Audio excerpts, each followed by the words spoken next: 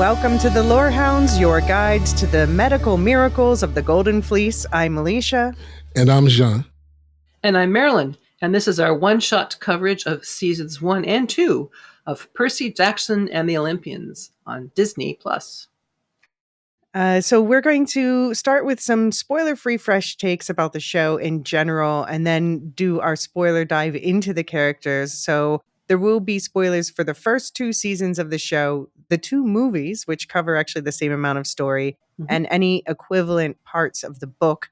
And as far as the book, I've not read any of the books. Marilyn, have you read them all? Or what is your book status? Yeah. Oh, look at my bookshelf. It's, two shelves worth of Percy Jackson, because Riordan is a prolific writer. And he's written a whole bunch of series, which we'll get into shortly.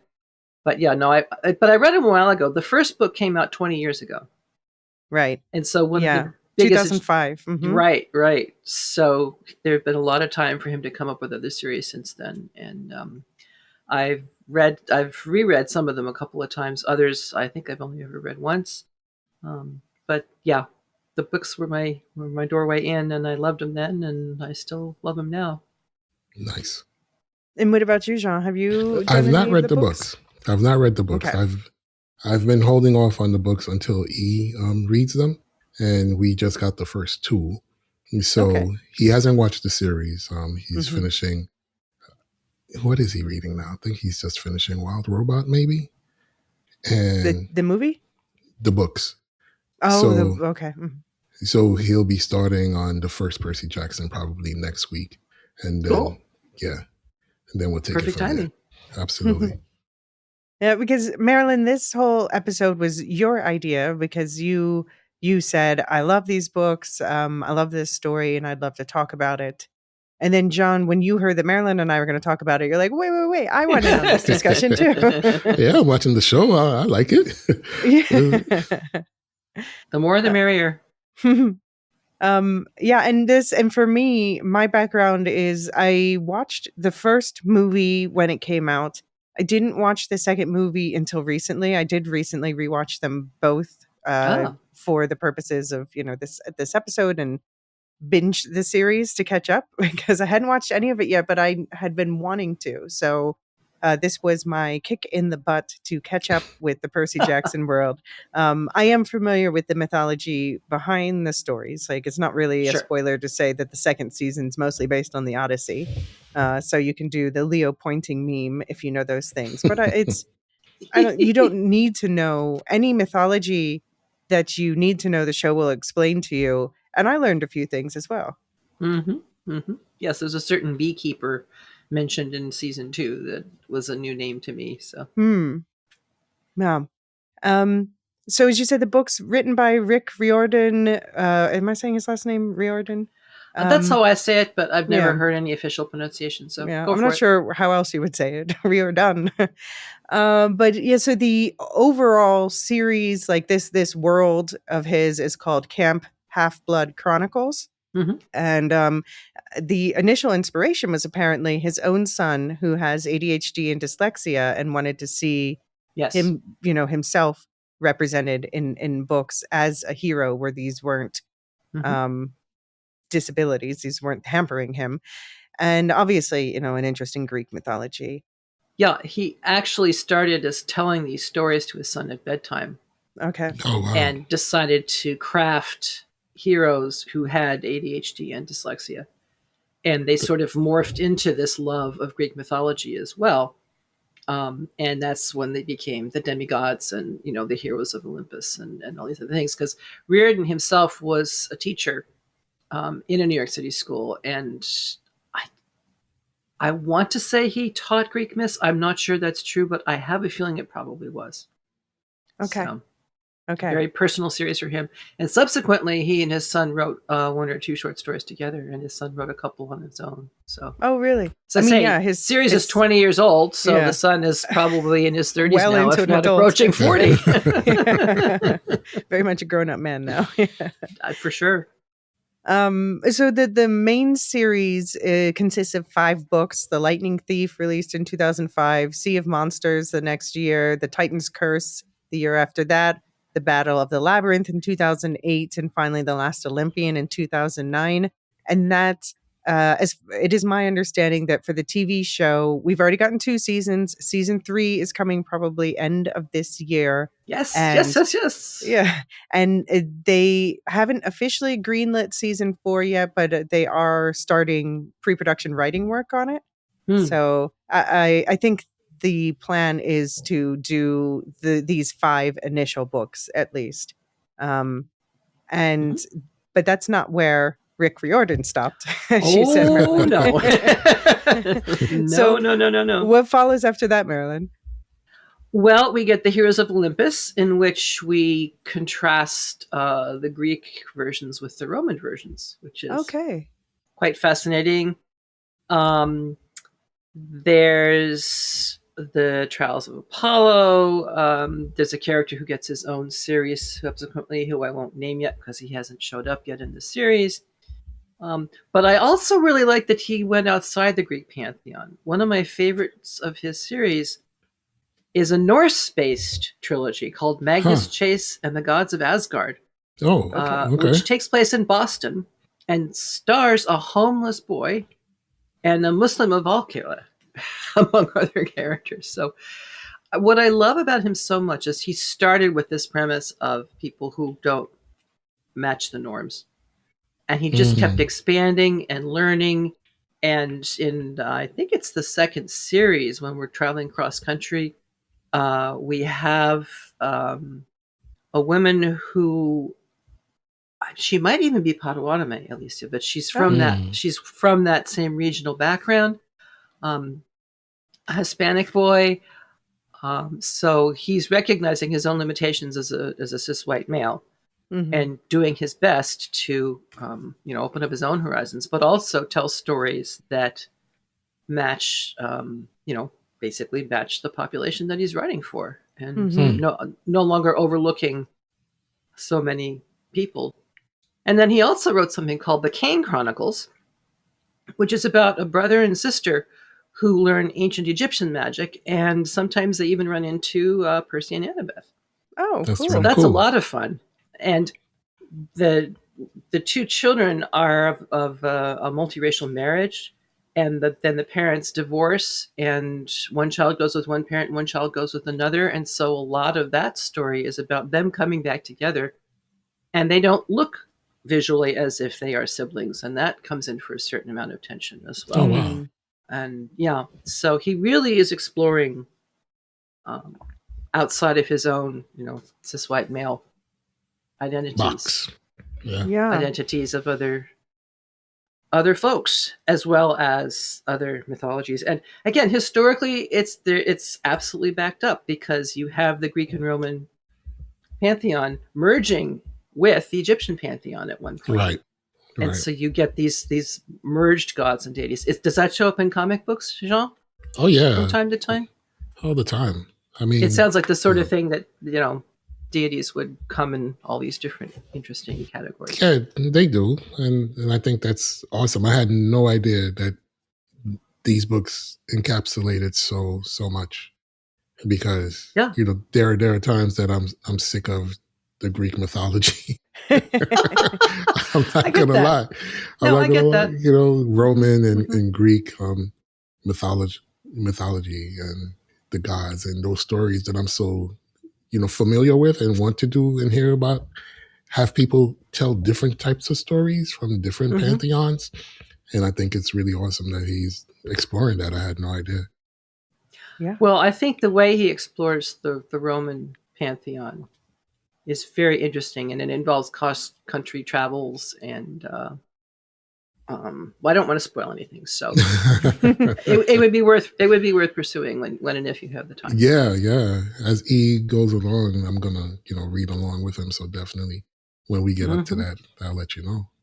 Yeah, I saw that he had written outside of these Camp Half-Blood Chronicles, but I had no idea that they were all part of the same world still. Well, the same basic concept.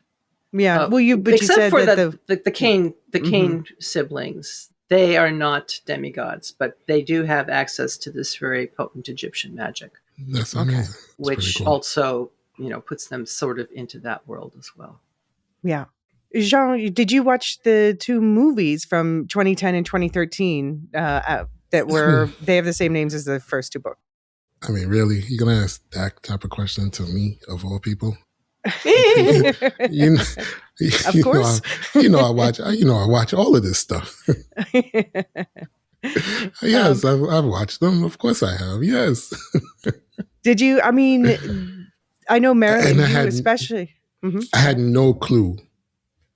Right when I when I saw The Lightning Thief, this was completely new to me.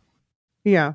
So yeah, this was my first entree into this world, and I thought it was cool. I liked the movie. I thought the movie was, there were some visual aspects that I really liked in that movie.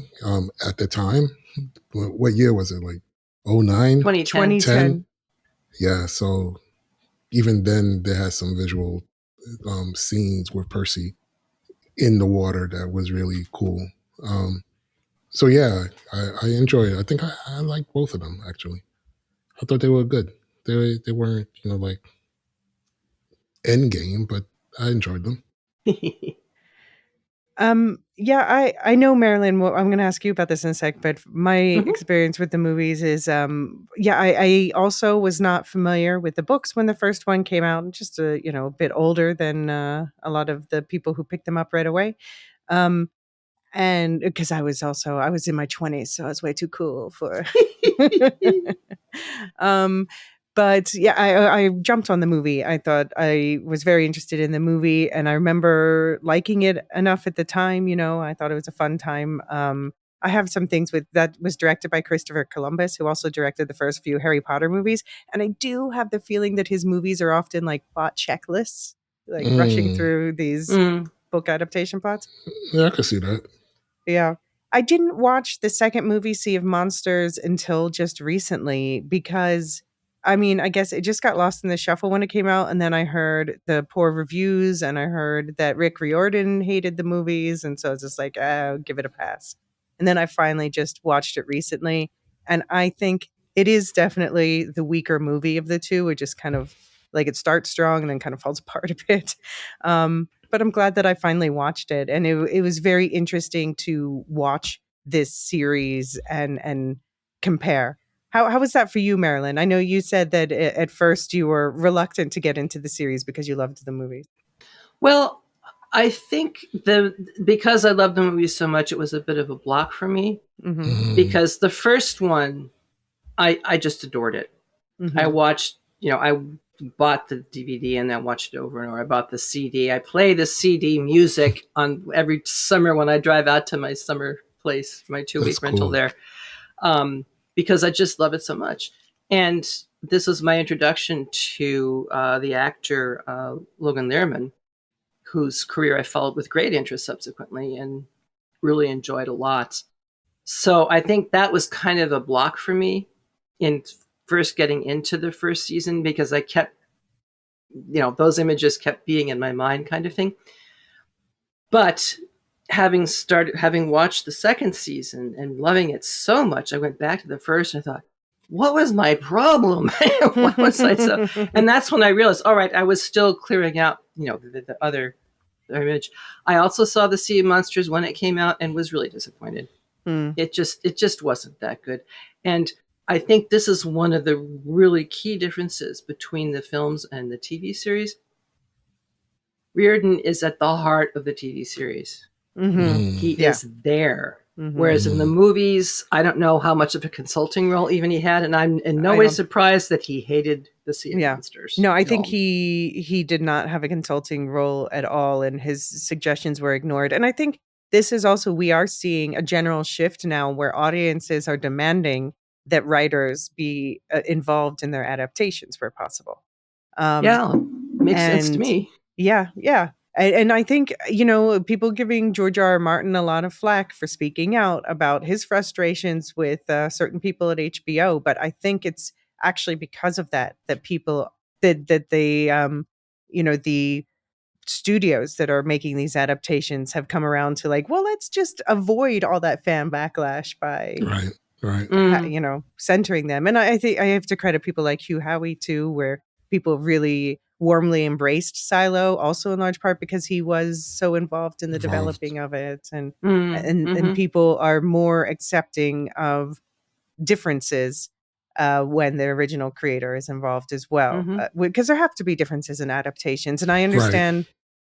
Like, so now I can compare this TV show, and we're obviously not going to talk details now because we're still spoiler free, but I can compare this TV show with those movies and see some things that are like, okay, these are obviously referring to the same plot point, but then handled completely differently. And I have no idea which or either version comes from the book. I know on Reddit, people are still bitching about the TV series changing things.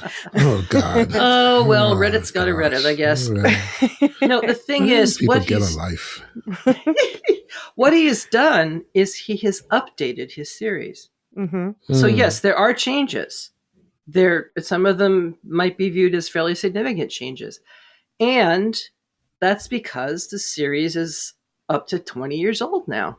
And we're not going to be having exactly the same plot points from 20 years ago because, most viewers are going to see it as for what it is, as old-fashioned.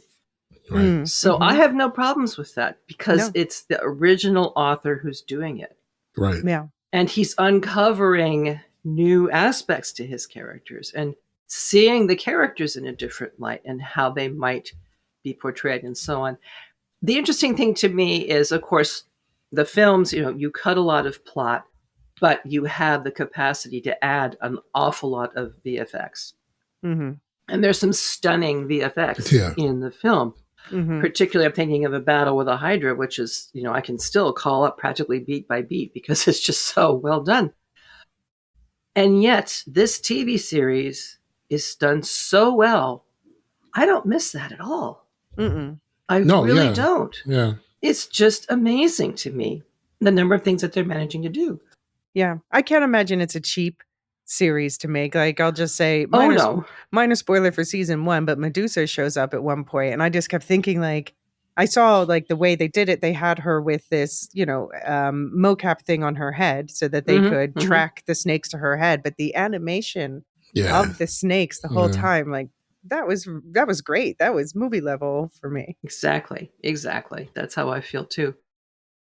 And I suppose that, TV technology has improved in the 15 or so years since the movies came out as well. Sure. So, it's all an improvement, but they're using all these improvements to better the story. Right. And that to me is what's the most important. The story and the character arcs are both very much better, both in the films. And even, as I said before, they're better than the books. So, okay. I know there's other stuff in this world. Like, there's a video game was not well reviewed. There's a musical that started in 2014, still going strong on tour. Do you know, is the musical, is that linked? Is that just a totally separate adaptation, or is that linked to anything else? I know nothing about either of them. Okay. Well, if anyone does, please write in and educate us on those. Yes, please. But we are here, of course, to talk about the TV show. This is, again, the author, Rick Riordan, had heavy influence, but the showrunners are Jonathan E. Steinberg and Dan Schott. And so far we have season 1 came out. It bridged December to January 2023 to 2024. And that was extremely well received. It was nominated for 16 Children's and Family Emmy Awards and won 8 of them. So that's really cool. A strong showing. Season 2 obviously just wrapped up. That's why we're here today. So that went from December into this January, so 2025 to 2026. And we're being told that season 3 is coming later this year. So I think I guess we should assume the same pattern, probably December into January again. We don't know for sure, but they seem to like that. Could be. Why do I think I heard something about September? Maybe I'm thinking of, hoping and praying for Rings of Power. I don't know. Because that's also been rumored for September. Yeah, we'll see. Or for February of 2027. So moving on. But just to set up the season 1 premise for anyone who hasn't watched yet, again, we're still in the spoiler-free zone, but the premise is 12-year-old demigod Percy Jackson is accused by the Greek god Zeus of stealing his thunderbolt and races to find it to restore order to Olympus. So, all right, Jean, what are your spoiler-free, fresh takes on the first 2 seasons of Percy Jackson? This fresh take thing is going to take me out every time. Every time I hear it, it's going to take me out. Right out of the oven. Oh, this is a very. It's just a fun show. I don't know how else to characterize it. It's just a fun show. I love the interactions between the characters. I love the interactions between, the teens and the gods, the demigods and the gods, and how, it's always trying to prove yourself. There's always a aspect of trying to live up to something. And the something, you don't even know what that something is, but there's this imperative to live up to it nonetheless. And I really, really like that tension that they have, because that's such a teen and preteen thing to feel, in real life. And that they can do it with the myth of gods and goddesses and demigods and magic and, just learning. And there's the idea, the notion that my kid is you're sending your child to a camp away so they can learn to be who they're going to be, right? I'm talking about the mortal parents.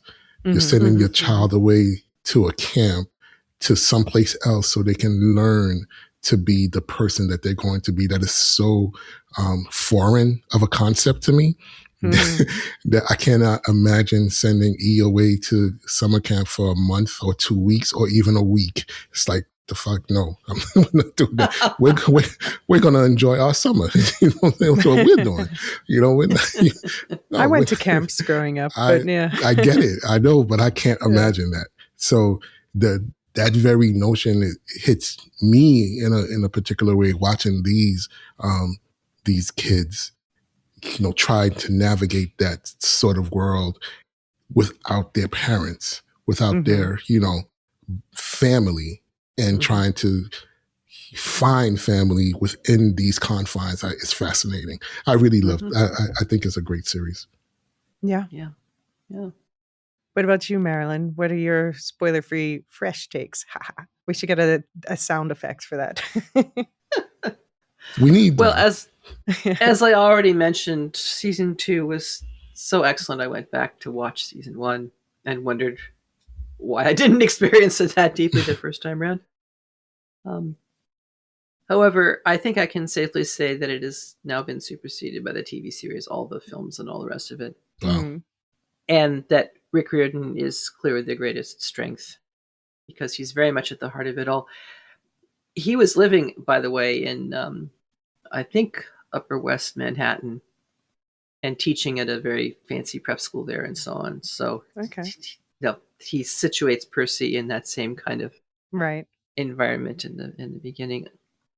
And I just love that he's had the chance to update his series. And I think he must love it too.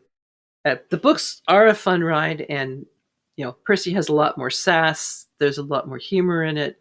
Some of the situations are more fraught. And I just read something recently that said they made a character change with one character because if they had represented them the same way that they were presented in the books, it would be pretty close to trauma. Oh, wow. So they didn't want to do that. It's one thing to read something traumatic, it's another thing to see it depicted in front of you. Right. I think that was a very wise decision. And this character is still very much in line with how what the character was before. Yeah, we'll talk about that in the spoiler section. Yeah. So there is a character who is far better represented than they were in the books, which again I'll save until later. The relationship between Percy and Annabeth more complicated, which is as it should be because of their age, as Jean was alluding to earlier. And the whole series seems to have a greater level of gravitas than the books do, which I think suits it very well for these times. Mm-hmm. There was a lot more emphasis on the theme of no solitary heroes, and I like that. I think we need to hear that these days. You know, the theme of relying upon your friends, your allies, right? That you don't go it alone, and that's very much contrary, of course, to the original Greek myths. Mm-hmm.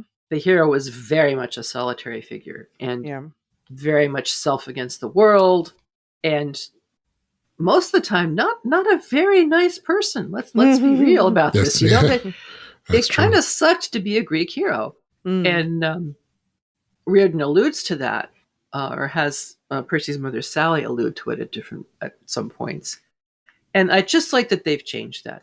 I really love the relationship that they built in season 1 between Sally and Percy's father. Is it okay to say who Percy's father is at this point? No, let's wait. All right. Wait. Okay. I will say that is like, it's an early season 1 spoiler in the first few, maybe episode 2. But anyway. Yeah. We do know that his father is a deity, so we'll leave it there. As I mentioned, for a TV series, just visually stunning. The sets, the costumes, the set pieces, you know, the chariot race. Sorry, I'm just going to mention it right now. So there. That's right. And the color schemes, I just time and again, I think these colors are fantastic. They're rich, they're vibrant. They're practically a character in and of themselves. And I'm also struck by the physical beauty of so many of the actors, both the younger ones and the adult ones. So much so that I actually said that the actor who plays Poseidon seemed a little scruffy next to a lot of the rest of them. But all right, so, you know, you figure the sea god has a right to be kind of knocked about. Scruffy, right? I thought I liked him. I didn't like him, the beard he had when he appears in season 1. And I thought when he appeared in season 2, he has a tidier beard, and that suits him better. He cleaned up very nicely in season 2. I'm usually pro beard, but I think that this actor is better suited with. That beard wasn't doing him favors. And it was probably not a real beard, to be fair. Well, there you go. Yeah. Occasionally, they still suffer from what seems to be a recurrent phenomenon on TV these days, which the scenes were too dark. I don't know why they keep doing that. It's just really annoying. Maybe they're trying to convey the sense that the people who are in the middle of the situation are feeling. I can't see, it's so dark. But I don't know. That didn't help me very much. But anyway, overall, that's a small complaint. And of course, the music. Barry McCreary does it again. I actually enjoy sitting and listening to the credits and watching the credits because of the very clever way they have this. I don't know what style to describe it because I'm not very good at the physical arts, the visual arts, but there you see little bits of each episode, you know, so that in one episode there's a wild taxi ride and you see a taxi sort of driving around in the credit scenes. Right. It's all like animated, incredibly colorful, very clever. Yeah. And in the music, I'm hearing sort of a touch of the John Williamses, which is appropriate because this is a very heroic story along the lines of Star Wars or Harry Potter or whatever. And interestingly, a very Sauron-like ostinato when one of the more villainous characters was on screen. So I thought, yep. I didn't pick that up until you said it. I didn't pick that up until you just said it. Yeah. That's very true. Well, it's mostly the first appearance that person has. That's very true. But, you did? Okay. So what about you, Elysia? Yeah, I will jump on the opening credits, or sorry, closing credits, or closing. They're at the end of the episode. Are spectacular. It's apparently the idea was to create a moving mural. Yes, and so it does have that sort of tiled but animated look, very sharp and beautiful art that's used there. And indeed, if I was watching them over and over because they were like, they kind of hint where the story's going all season.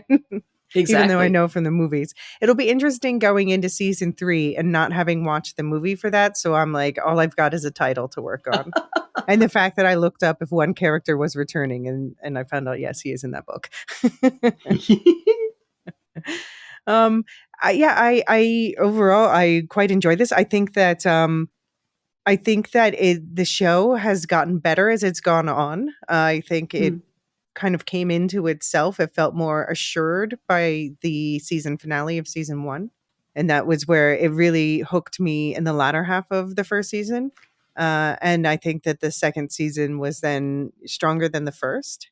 What do you think? Jean, do you think that the 2 seasons are equal in your eyes, or did you prefer one over the other?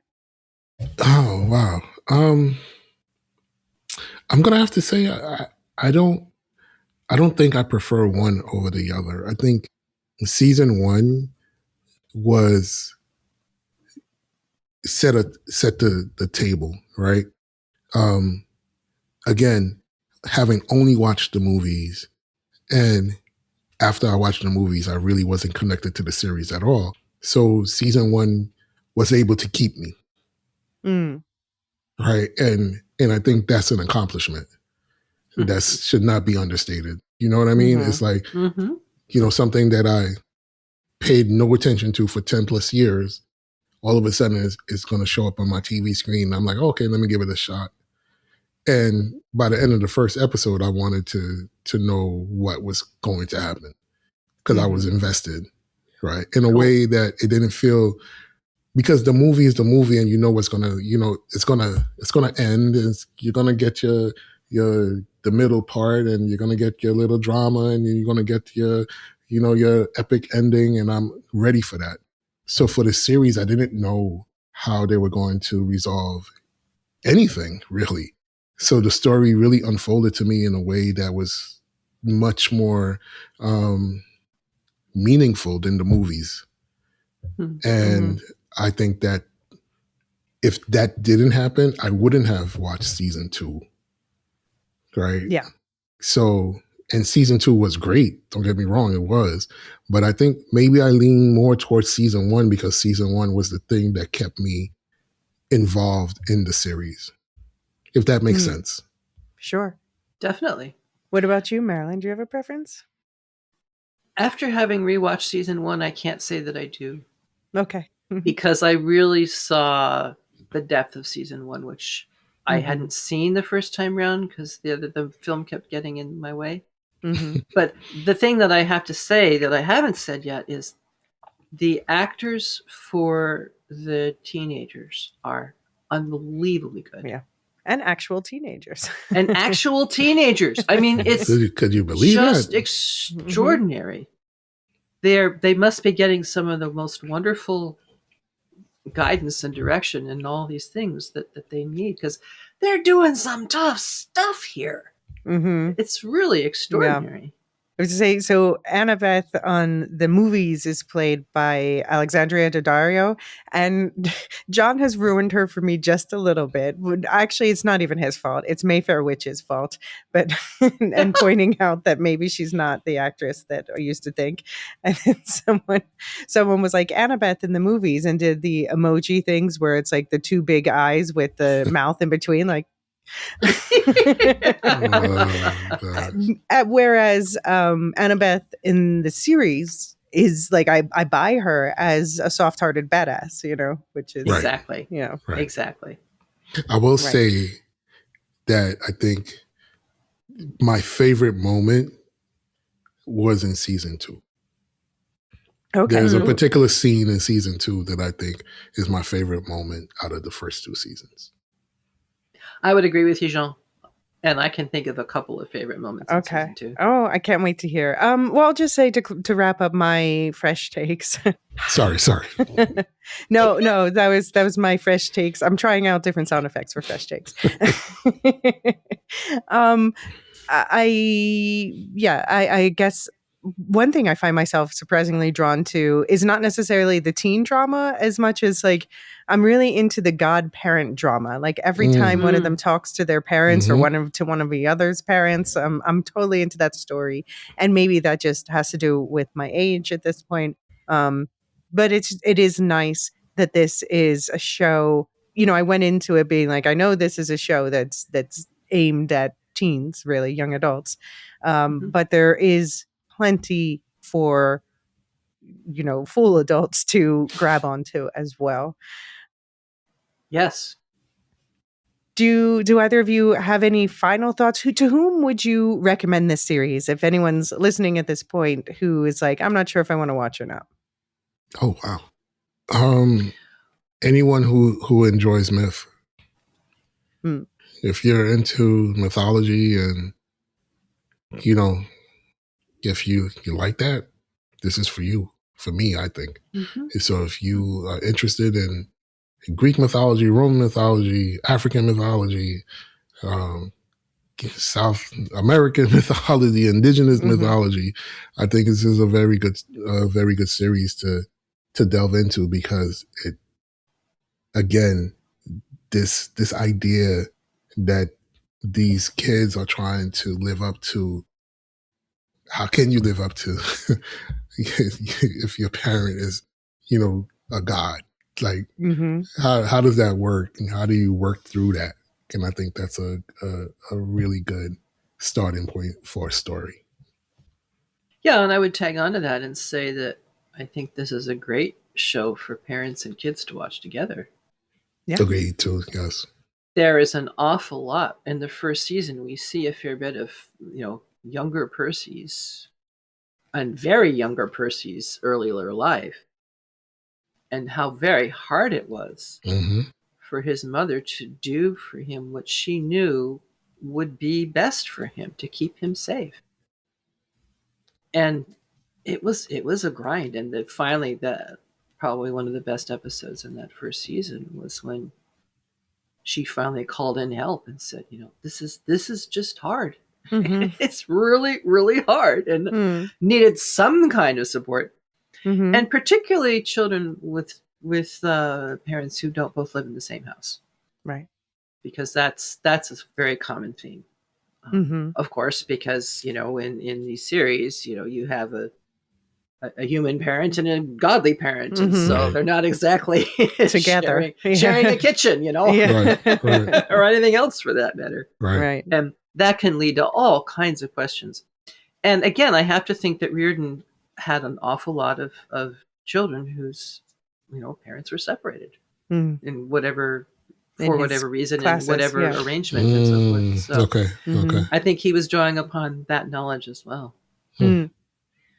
Yeah, I mean, I think if you want, like I was watching these episodes. I've been watching a lot of, you know, like very serious documentaries lately and stuff because it's award season.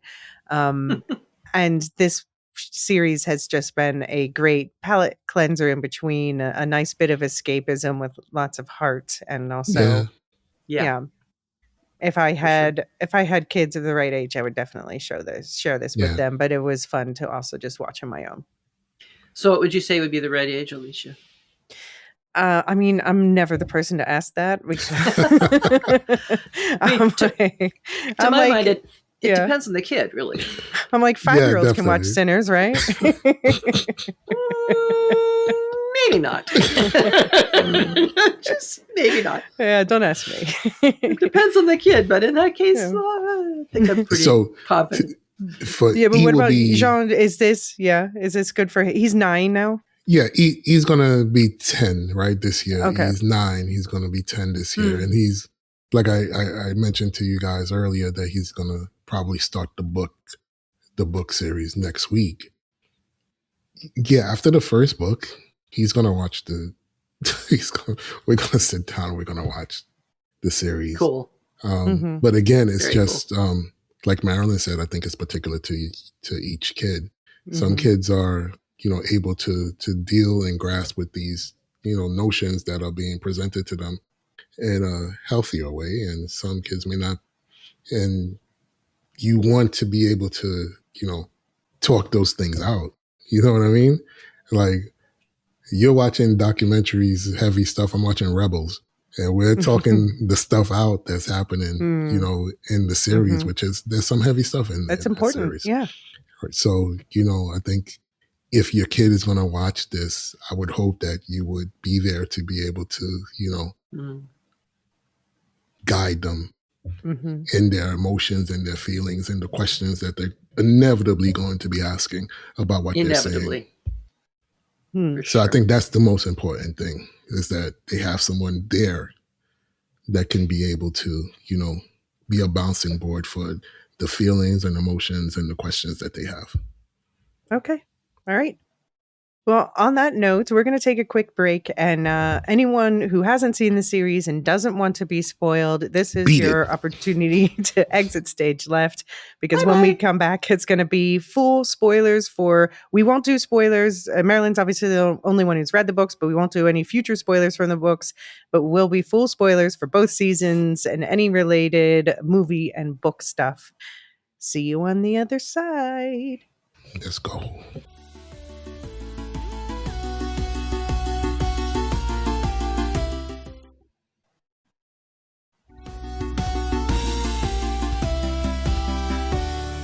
Okay, spoilers, it's coming. All right, have you left? All right, if you are here, get ready. We're going to do a character-focused spoiler dive. And we're going to talk about both seasons, of course, but obviously, especially focusing on where things end up in season 2. But just to set up the season 2 premise, Percy returns to Camp Half-Blood a year later, where he learns that it is under threat from the forces of Kronos, and Grover has gone missing. And Percy must venture into the Sea of Monsters to find the Golden Fleece. So, okay, let's start with Percy himself. Percy Jackson, played by Walker Scobell, a young demigod and son of, we can say now, Poseidon. I can see the trident rising above him. So, Marilyn, how do you think this Percy compares to what we got in the movie, what you have read in the books? He has more gravitas. There's more weight to him, really. He knows, I mean, yes, the first Percy did too, but as I say, the book Percy had a lot of more sass than this one does.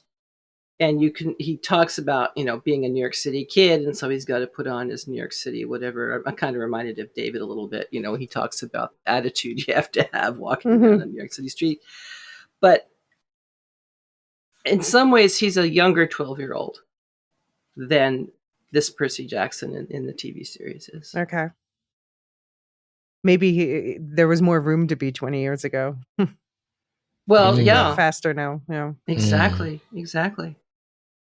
Yeah. Jean, what did you think of Percy, our central character, overall? I think Percy's like a kid. He's dealing with a lot of shit. He's dealing with a lot of shit. He has a lot of things on his plate, and it's not easy, you know, to try to appease, you know, like Marilyn has said, like having parents that are not in the same home, who could quite possibly be at odds with each other. And you have to navigate that as a child.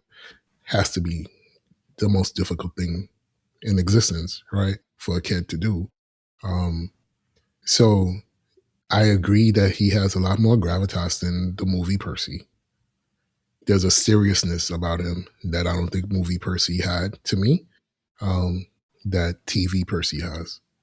And at the same time, you can see him trying to, you know, like, not exactly be a kid, but he's trying to not always be serious, even though he has to be.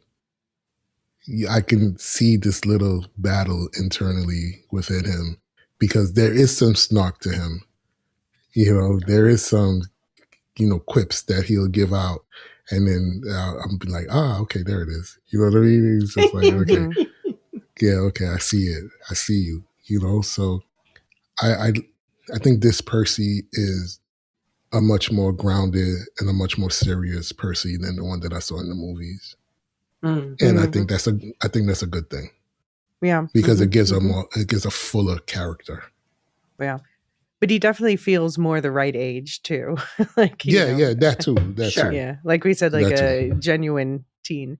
And I like that the Percy, he is very grounded, we see, because he's had his mother, Sally, grounding him his entire life. Yes. And it's we see the first episode ends with her getting him to camp, and she kind of jumps in front of a minotaur to allow him to go through the barrier where the minotaur can't go, and she appears to die. And I was like, no. I actually watched that episode before I rewatched the movie, so I forgot about that part. And I was like, wait, what? And I had to look up. I was like, oh, the rest of the season's going to be in part about getting her back. Okay, that makes me feel better. And of course, this is all from season 1 that you're talking about. Yeah, now. that's the beginning of season 1 when she gets the Minotaur attack, and the rest of the season is in part getting her back. Yeah. But I see you have a note here about the difference between Sally and Book Sally. Well, she seems to be more aware of what's going on for Percy than she was in the books, and what he had to anticipate and expect from his life. And as a result, the kinds of choices she had to make. In the book series, he's moved from school to school more, I think, because he keeps getting kicked out for whatever reason. I mean, sometimes it's his ADD, dyslexia, whatever kicking in, but most of the time it's because some monster or other has found him, and he's and nobody believes him. Nobody believes him when he says, no, I didn't set fire to the roof. It was the fire breathing, whatever it was, kind of thing. Or yes, I really did see a flying horse on the roof, and I drew a picture of it. And now you're saying that I'm emotionally disturbed and need to have a better school with more counseling. That seems like pretty standard kid stuff. Well, I mean, sure, for some kids. But I don't get the sense in the books that she is ever really much in touch with Poseidon. Whereas one of the most moving scenes in series 1 is this conversation she has with him. She deliberately summons him in a very interesting way. And in a restaurant, she goes into the bar while Percy's still sitting in the banquette in the other room, and in walks Poseidon, and they just have this long parental conversation about Percy and about how much support Sally needs and really isn't getting, and how hard it is, and it's wonderful. It's wonderful. And Poseidon at one point says to her, well, the reason he is so grounded is because of you. It's because you're doing all this incredibly hard work to give him what he needs to be prepared for when he finally begins to understand that he is a person of two worlds, and soon will be entering into my world, as it were. He doesn't put it that way, though, which is very smart of him. He seems to be a real savvy dude, I gotta say, this one. More so than the one in the movies. Yeah, in the movies, I mean, when comparing the movies to the TV show, I noticed in the movies it was like, Percy wasn't prepared at all. In the TV show, Sally has been telling Percy all the Greek myths, oh, this is just a story time that we can share. But now he actually he didn't realize she was preparing him with this all the time. It was just right. And of course, Mr. Bruner too, who shows up at the school and takes them all to the Metropolitan Museum of Art. And I love that so much because I grew up outside New York City, and I went to the Metropolitan Museum of Art, and I went to all the Greek exhibitions and all the rest of it. So I mean, that little touch was wonderful. And we also find out that Sally's made another sacrifice. She has married this horrible man named Gabe Ugliano. So he's ugly. Not too subtle there, was it? Not too subtle at all. And this is the character you were referring to before as the one who's been toned down from book to the show. But okay, here's a question I have. In the movie, they make sure to say, they explain that she married him basically because his repugnancy, or whatever the noun form of that word is masking the scent of Percy as a demigod to help hide Percy from the monsters. That's what they say in the movie. They don't seem to say that or explain why she married him at all in the show that I can remember. So I'm wondering what the books say on that. No, I can't precisely remember either. What protects Percy is literally Gabe's spell. That he has such poor personal hygiene that he really stinks. Oh God! Oh wow! And so the monsters can't smell the demigod smell that Percy is sending forth. Oh wow! Poor Sally. Clearly, it is less clear in the TV series because both of you are reacting as though you're hearing this for the first time. So.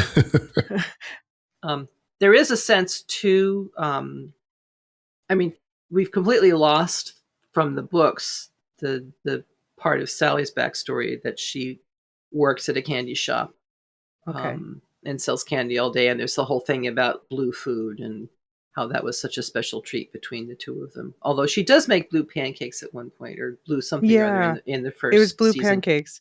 Actually, so it was a nice callback because blue pancakes were one of the things that he loved the most. Okay. So I think they're less clear on her own backstory. I'll be very interested to see if they bring in something, which I think we see in the third season or book. Okay. Maybe it's not till the fourth one, but another aspect of Sally's life. But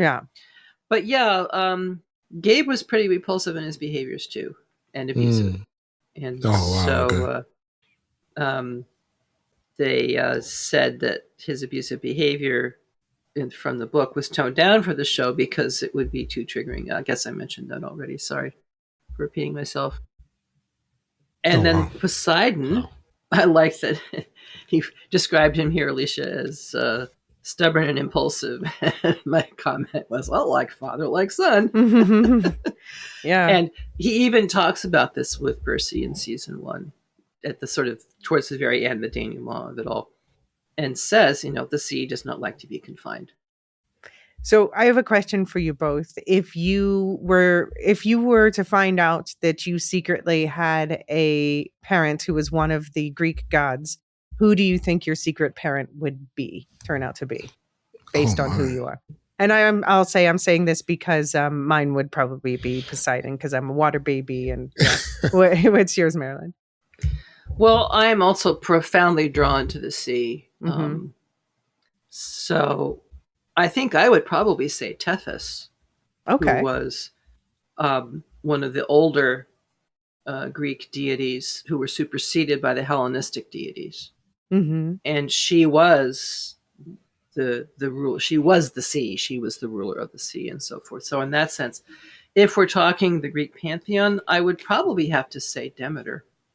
Okay. Because I have had a very strong identification with Persephone throughout my life. I even wrote a novel retelling the story of her life in rather personal context. And, went back to it a while. It's not too bad, but I tried publishing it back in the day, back in the 90s when a lot of the tone was more apt. But anyway, very much relate to gardening and growing things and nature and trees and all those sort of Demeter kinds of things. But there's definitely salt water in my veins too. So I don't know. Maybe Demeter and Tethys could get together and share some DNA or something. But I figured Demeter would give birth to me. When I was younger, I probably would have said Venus or something, who was born of the sea, and depending on which version of the story. Right. Yeah, and I didn't like how the books treated Venus at first. But she hasn't shown up yet, so I don't know. No. Well, she does show up in the books I think actually in book 2, but has not now. Or maybe it isn't until book 3. Anyway. Okay. I think Riordan did some revising in his own mind and said, okay, this is really a horrible stereotype and I have to stop this. Okay. But it didn't happen until the next series, unfortunately. So you kind of have to grit your teeth. Okay. So we'll see if she turns up next season, and if so, how they handle it. Yeah, it'd be very interesting to find out. And Jean, what about you? Who would be your Greek godparent? Oh gosh, this is very difficult. You guys were like so clear. I'm just like, man, I have no idea. Can I come back? All right. I gotta get some thought. All right. Pop up whenever you have a thought about it. All right, let's talk about, so we have Percy. He ends up going to this school, and we'll get to, you mentioned Mr. Brunner, we'll get to him in a bit, but another person is placed there who Percy thinks he's finally found a friend, and he has. But it turns out this friend was planted there to be his protector and is actually secretly a satyr named Grover Underwood, played by Aryan Simhadri. And what are your feelings about Grover, Jean? Yeah, Grover is Grover. Hard to argue with that. Yeah, he gets on screen, and I'm like, oh. Sometimes I just want to shake him. I just want to get him and just shake him up. But he's so caring, and I want him to be less caring. Interesting. I want him to steel himself a little bit more, if that makes sense. Because I don't want him to get hurt. Right? And I think he's the character to me out of all of them that has the potential to get hurt the most. And I don't want to see that happening. I'm very invested in Grover becoming a badass. Both, physically and emotionally, just really ready to hold his own in any circumstance. And yeah, he's one of my favorite characters in the series so far. Yeah, he also looks like he's the same age, but we find out that he's actually in his 20s because satyrs age more slowly. But I like that they do his makeup. They give him like these rosy cheeks to make him look extra cherubic. So he does look extra innocent. But I mean, I think we all wish we had a friend like Grover. Yeah. And it's interesting. We haven't really mentioned this. We'll mention this with the teacher as well, but how Marilyn, can you explain what is the deal with the mist in this world? Sure. This is a concept that Riordan came up with, that since the Greek gods are in this world and act in this world, so are the monsters. And most human beings cannot see either the monsters or the deities because they're human. Demigods can see them because they're part deity. And the mist is what makes the humans unable to see. Right. With some demigodness, and with a few notable exceptions, one like of whom Sally. is Sally, because otherwise she couldn't have seen the side. Never mind, engaged in intimacy with him and produced a son. But this is why when Percy sees, a unicorn on the roof of the school, everybody else is horrified because they can't see it. And I think it's sort of an interesting device that Riordan developed for the particular storyline that he was creating. And let me just say right now that the films really treat that very badly. In one particular scene I'm thinking of. But Grover's a very different character in the TV series than he is in the books. In what way? He's definitely more of a badass in the film. But in the films, everybody is the youngest any of them are is like 15. So, they're in their mid to late teens, and there's much more room for badassery. I think that Grover is a source of wisdom and comfort. And he was that in the first series, and he is now in the second series. And he is also a satyr. So he loves nature. His family has a tradition of hunting for Pan, the lost god. Right. Because if anyone who doesn't know what a satyr is, Pan is a satyr, like the goat legs, basically, and the little horns. Yeah. Right. And let's just say that they have definitely cleaned up satyr behavior from the original Greek series, because in the original Greek series, satyr are the original definitions of horny. And I don't need to draw you a picture. In the movies, they do, because I think the actor who plays him in the movies is like in his 20s or something, and they do show him like, oh, there are some nymphs. I'm going to go talk to the nymphs now. Daughters of Aphrodite. Bye-bye. No, definitely, for sure. But this Grover does not have that vibe at all at this point. Maybe he'll develop it, further on down the line. We'll see. But I just love the way that he is. He just has a lot of this wisdom. I think initially he was there as a voice to represent environmentalism. Again, 20 years ago, because of course, nature, environment, he wants to ensure that things are being protected and cared for. And he's often the voice that says, oh my gosh, look at all this trash in the river. What are people doing? You humans are destroying these things. His whole family has a tradition of being seekers. That's not the word exact. I think it's a seeker. Yeah, seeker's license. That they actually get licensed to go and look for the lost god Pan. And that's actually a fairly important plot point for season 2. Grover is still a young satyr in satyr terms, but by the end of the first season, because of his successful outcome in leading Percy to the camp and protecting him and so forth, he does finally get his searcher's license. And that's just a really big thrill for him. I'm glad that he has this big, wide open heart. I don't think that necessarily that's going to lead him to be wounded particularly, because I think he has enough wisdom to know that the only way that you can genuinely love is if you know that you will also be hurt. That's just kind of how it works. And he's also a source of comedic relief in the series from time to time, and also in the books. He's when he gets nervous, he starts chewing on everything, including soda cans and his own shoelaces, and because satyrs are part goat and part human, as it were. So, a question about the mist.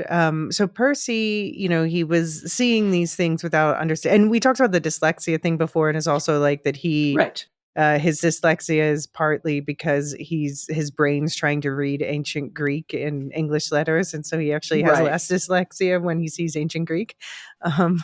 And the ADHD is his super hyper nerves that help him in combat, supposedly. Make it easier for him to do the moves quickly that need to be done.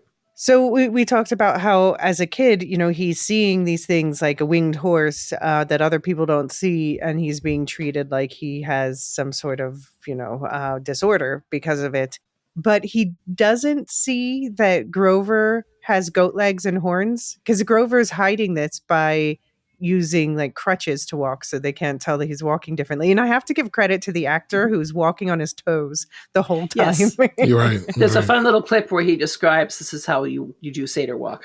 And he was having to teach somebody else how to do this. So and in the books he's described as wearing a rasta cap and very long baggy trousers. And sneakers. He has specially designed sneakers so that his hooves just fit right into the sneakers, so you don't ever see it. Okay. Yeah, we often see him wearing a cap, I guess, to hide the horns, but yeah. But then when we so talk wait, Grover in the book is a Rastafarian. Could be. You'll have to tell me. I mean, they went more that direction. They went more like the hip hop direction in the movies. Yeah, that is true. That is true. Yeah. Interesting.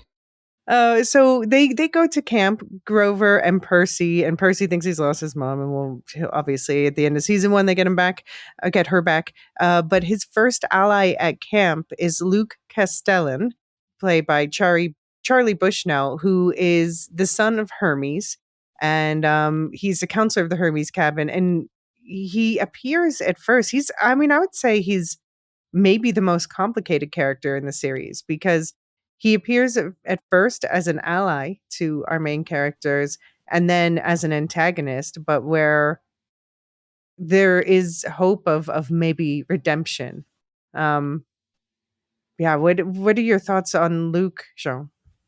Yeah, I don't like him. Yeah, I don't like him. I don't like him. He's tricksy. Nah, yeah, he's not. He's not. From the first moment that he was on screen, I was like, I don't know about this kid. Interesting. Yeah, he just rubbed me. He gave me bad vibes when he was talking to Percy. It was like something was off. And as the season wore on, I'm like, yeah, I was right. Yeah. I can see that from the film perspective. And so, yeah, I didn't like him. I didn't get like that him. as much from the TV series. Yeah, maybe from the film perspective. Because of the film, I was suspicious of him, but I think maybe that's why. Yeah, yeah, they've handled it much be better in the show, though. Much more nuanced. I think so.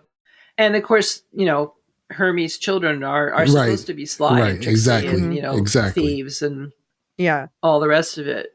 So that was a good quote unquote casting, of course, on Riordan's part. We should say Hermes is played by Lin-Manuel Miranda, and I don't like Hermes is constantly worried about Luke, and I don't completely understand why. I mean, are we supposed to understand that Luke doesn't, is anti-Hermes because of Kronos' corruption? Because it seems like Hermes cares more about Luke than most of the gods care about their children. Well, Hermes appears a lot sooner in the TV series than he does in the books. Okay. For one thing. So we see him very little in the books. Okay. But practically the first thing he says when we do see him in the book series, if I remember correctly, is, what happened to my son? This is what he says to Percy. So it's a lot of Hermes mythology happens when he was just an infant, a baby running around in diapers, stealing Apollo's big brother Apollo's cows and making a lyre and all the rest of it. So I mean, he's definitely almost a puckish kind of a character there. Here, season 1, the first time we see him is in the Lotus Casino, right? And he becomes their ticket out,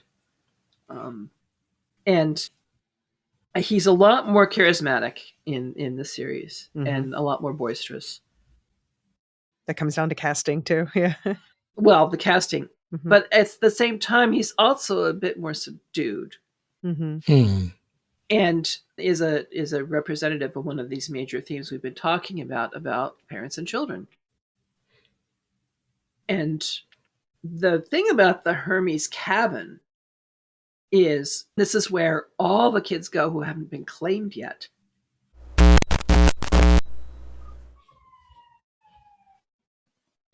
Well, we just had a very interesting demonstration of the fact that Hermes, in addition to being the god of thieves and so on, is also the god of communication and now technology. And apparently, I was saying nice things about him. I know. I thought I was too, but sorry, Lord Hermes. I will try to be kinder, and maybe I will present you with an offering or something. I did say I didn't like his son. So well, it's my fault. It's all my fault. I didn't know that Hermes had a particular affinity for cats, but I guess they're both kind of tricksy from time to time. So yeah, my cat knocked out the wires, and we've done a little resorting to get back online. But here we are.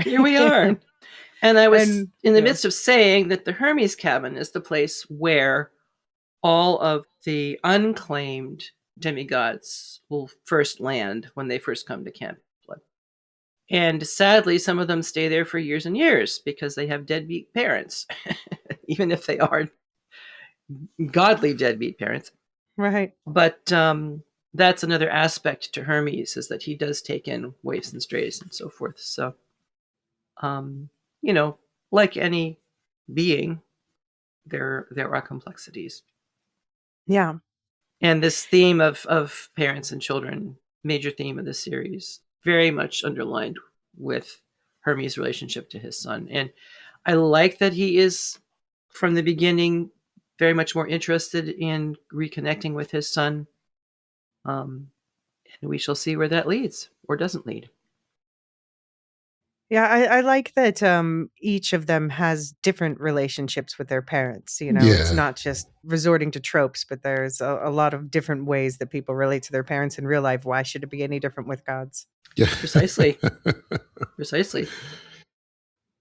And so we have to mention Annabeth Chase. She obviously, by the time we're talking about end of second season, she's full on, core trio, her Grover and Percy. But she's introduced as a bit of an antagonist at first.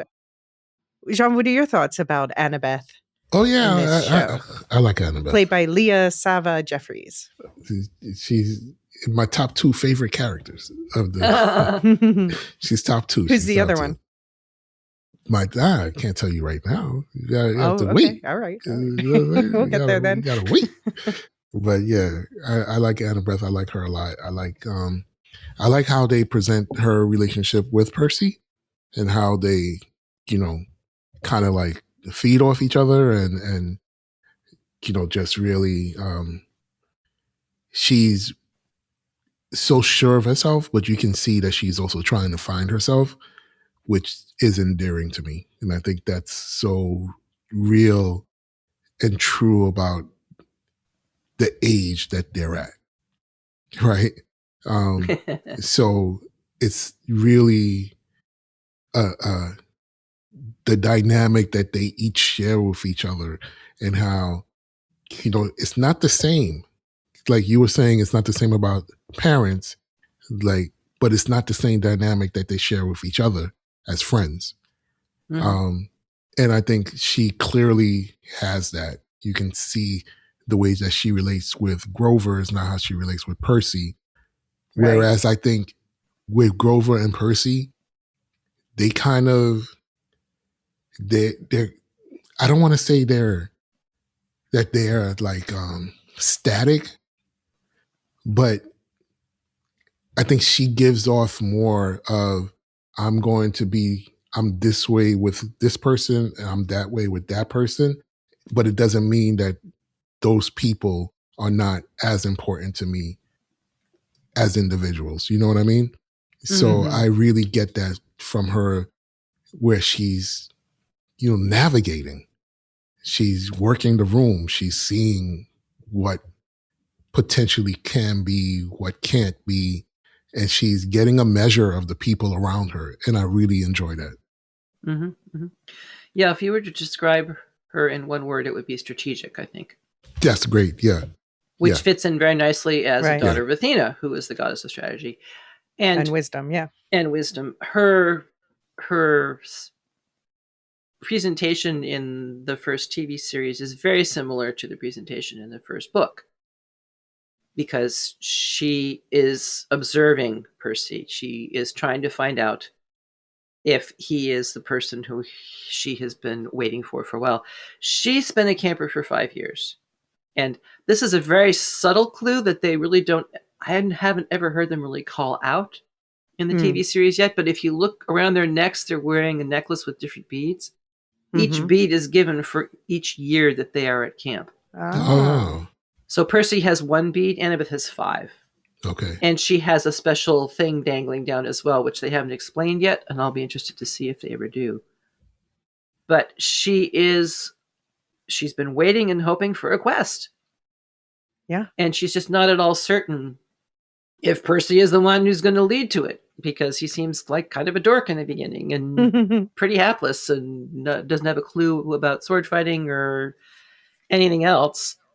And of course, that's because he doesn't have a clue who he is or what powers he has. Right. It's in extremis, he usually has these unexpected rescues, including when Clarice and a couple of Ares toughs are about to stuff his head down a toilet in season 1. Suddenly that whole toilet erupts and wrecks the entire bathroom. And he doesn't have a clue at that point what that was all about. Right. But by the end water is water. Water is water. By the end of the series, he does have an idea what that's about, and that helps. It's also interesting, and again, the books point this out, I don't think this series ever has, that Annabeth, daughter of Athena, Percy, son of Poseidon. Athena and Poseidon do not get along well. They were both competitors for being the lead deity of the city of Athens. And they have this whole competition, and Athena wins, and Poseidon doesn't like that very much. So she's kind of feeling, well, our parents never loved each other very much. And Percy's whole line is, well, does that mean we don't have to like each other? Right. Come on, let's be real here. Right. So I really like that the relationship is more nuanced, particularly in the second episode. She comes back and in the beginning of the second season, and it's almost as if the first season hadn't happened. She's still this kind of standing off, standing back, whatever. And that's increased even more when Chiron tells her about the great prophecy. Right. Which is a really big deal. And so that's an aspect of how she's interacting with him this time, which really puzzles and frankly hurts Percy until she finally sits down and tells him, and he agrees with her. Well, maybe it wasn't such a great thing to tell me, but on the other hand, at least I know now. But they're also very much what two people would be like at this age who have feelings for each other. And I think they pull that off extremely well. I love this scene when they first, after they've arrived at Cece's spa for questing heroes, and they come out of the room just dressed magnificently, and they both look like $1,000, and they just kind of look at each other, and one of them says, "No one at camp ever needs to know about this." But that's the thing, is like, I can understand Percy saying that because, that fashion is not exactly in vogue for men today. But she looks like, she's wearing this Grecian goddess dress. Most women today would be like, put that shit on Instagram. and rock on the eyeshadow practically up to her hairline. I mean, it was really astounding, but very not Annabeth. Right. So I think that was as much. Yes. That was as much her concern as his. I mean, yes, you're right. Caught dead in a toga? Are you kidding me? For Percy, but Annabeth is every bit as much uncomfortable with it all. I found it interesting in the season 2 that they, in the books, and I did read it, so I'm pretty sure I'm right here, that initially Percy was tied to the mast with his ears in wax. Oh, no, Annabeth was tied to the mast, but she did not have her ears plugged up because she wanted to hear what the sirens would sing to her, so that she could learn. This is the book version? This is the book version, so that she would learn what her fatal flaw is. And Percy's got the earwax stuff in his ear. And the TV series made a big deal of it. That's a very special wax and yada yada, which was not true in the books at all. So, it was interesting, and I learned a new Greek god name. I didn't know there's a Greek god of beekeeping, but it's nice. I mean, it explains why everyone wouldn't just do it. Right, and why you have to use just a very special wax. Yeah. But in the end, the outcome is pretty much the same thing. Annabeth learns that her fatal flaw is hubris, though initially, because of the images that the sirens are falsely showing her, she at first thinks that it's because she's failed her mother. It's because she wanted her mother to notice her, and she felt that was, why should I want that? That's such a, silly thing. I am not worthy. And Percy says, oh, no. You're worthy of having your mother notice you, and that is not a flaw. That is a very human characteristic. But yet again, we're reminded of this theme that heroes cannot succeed in solitary splendor. Right. Yeah. They need others to support them. And Odysseus was the same way. I mean, we learned in this second season that, Odysseus sacrificed 6 of his sailors in order to safely navigate the That's not the working seas. together that we want. Well, no, but again, this harks back to the Greek concept of heroism, which is you heroically sacrifice your life. You're right. And actually, they do kind of show that to us, because when Clarice is telling us, I mean, jumping ahead a little here, but when Clarice is telling them, I need 6 of you to volunteer to face this monster, and the whole crew is raising their hands because she has managed to bring them around from their initial grumpiness about, oh, we got to follow a girl, and it's that ongoing theme that I think they handle quite successfully in many ways. They totally got me with the fake out when Andrade comes swooping in as Athena and like decapitates the sirens and stuff, and she reaches for her, and then it's actually a siren. I'm like, ah, yeah. I because I'm invested because we had Athena as like one of the only parents we hadn't met yet at that point, and so I feel as invested as Annabeth. Like, where's your mom? That was the scene I was talking about earlier. My favorite scene. Oh, okay. That's surprise the scene. me. That is the scene. Doesn't surprise me. Yeah, that packed a lot. Yeah, that packed a lot. You have visually and emotionally. That packed a lot. Sorry, Jean. No, yeah, that's all. You have to think that any child that has an absent parent, whatever the circumstances, would completely resonate with that scene. Yeah, who wanted that parent to come rescue them in their moment of need, you know? The person you look up to, the person you're trying to be like. That was because you don't have actual personal day-to-day knowledge of them. That packed a lot. Very easy to build all kinds of heroes out of them, which maybe they are and maybe they're not. So, okay, I want to pull back on the thread that you brought up of this great prophecy in this show. And so, okay, I'll paraphrase the great prophecy. Correct me if I'm wrong. And then I have a question.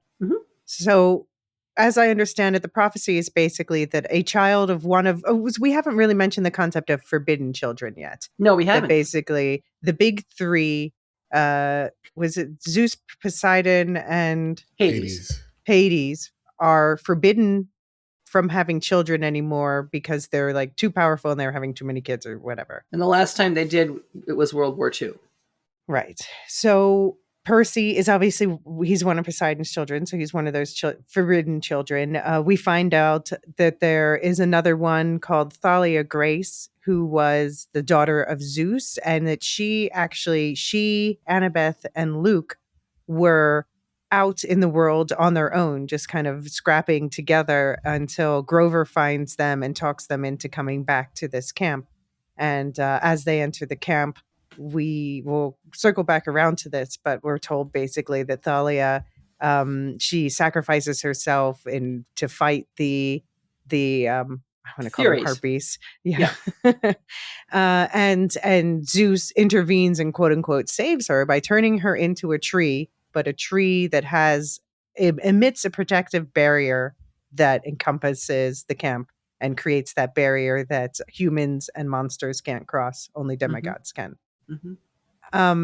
So she's a forbidden child. Do we know of, we'll talk about Tyson in a minute, but do we know of any others in the series to whom the prophecy could apply, or is it just really those two? Waffle, waffle, waffle. Okay. I guess we'll find out, Alicia. Okay. Yeah.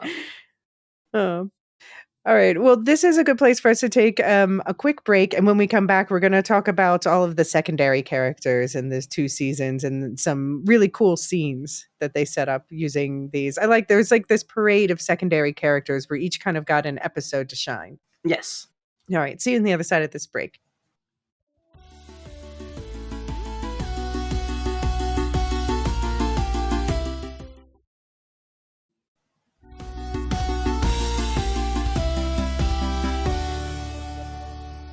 So speaking of the Furies, I loved seeing Megan Mullally show up in this show.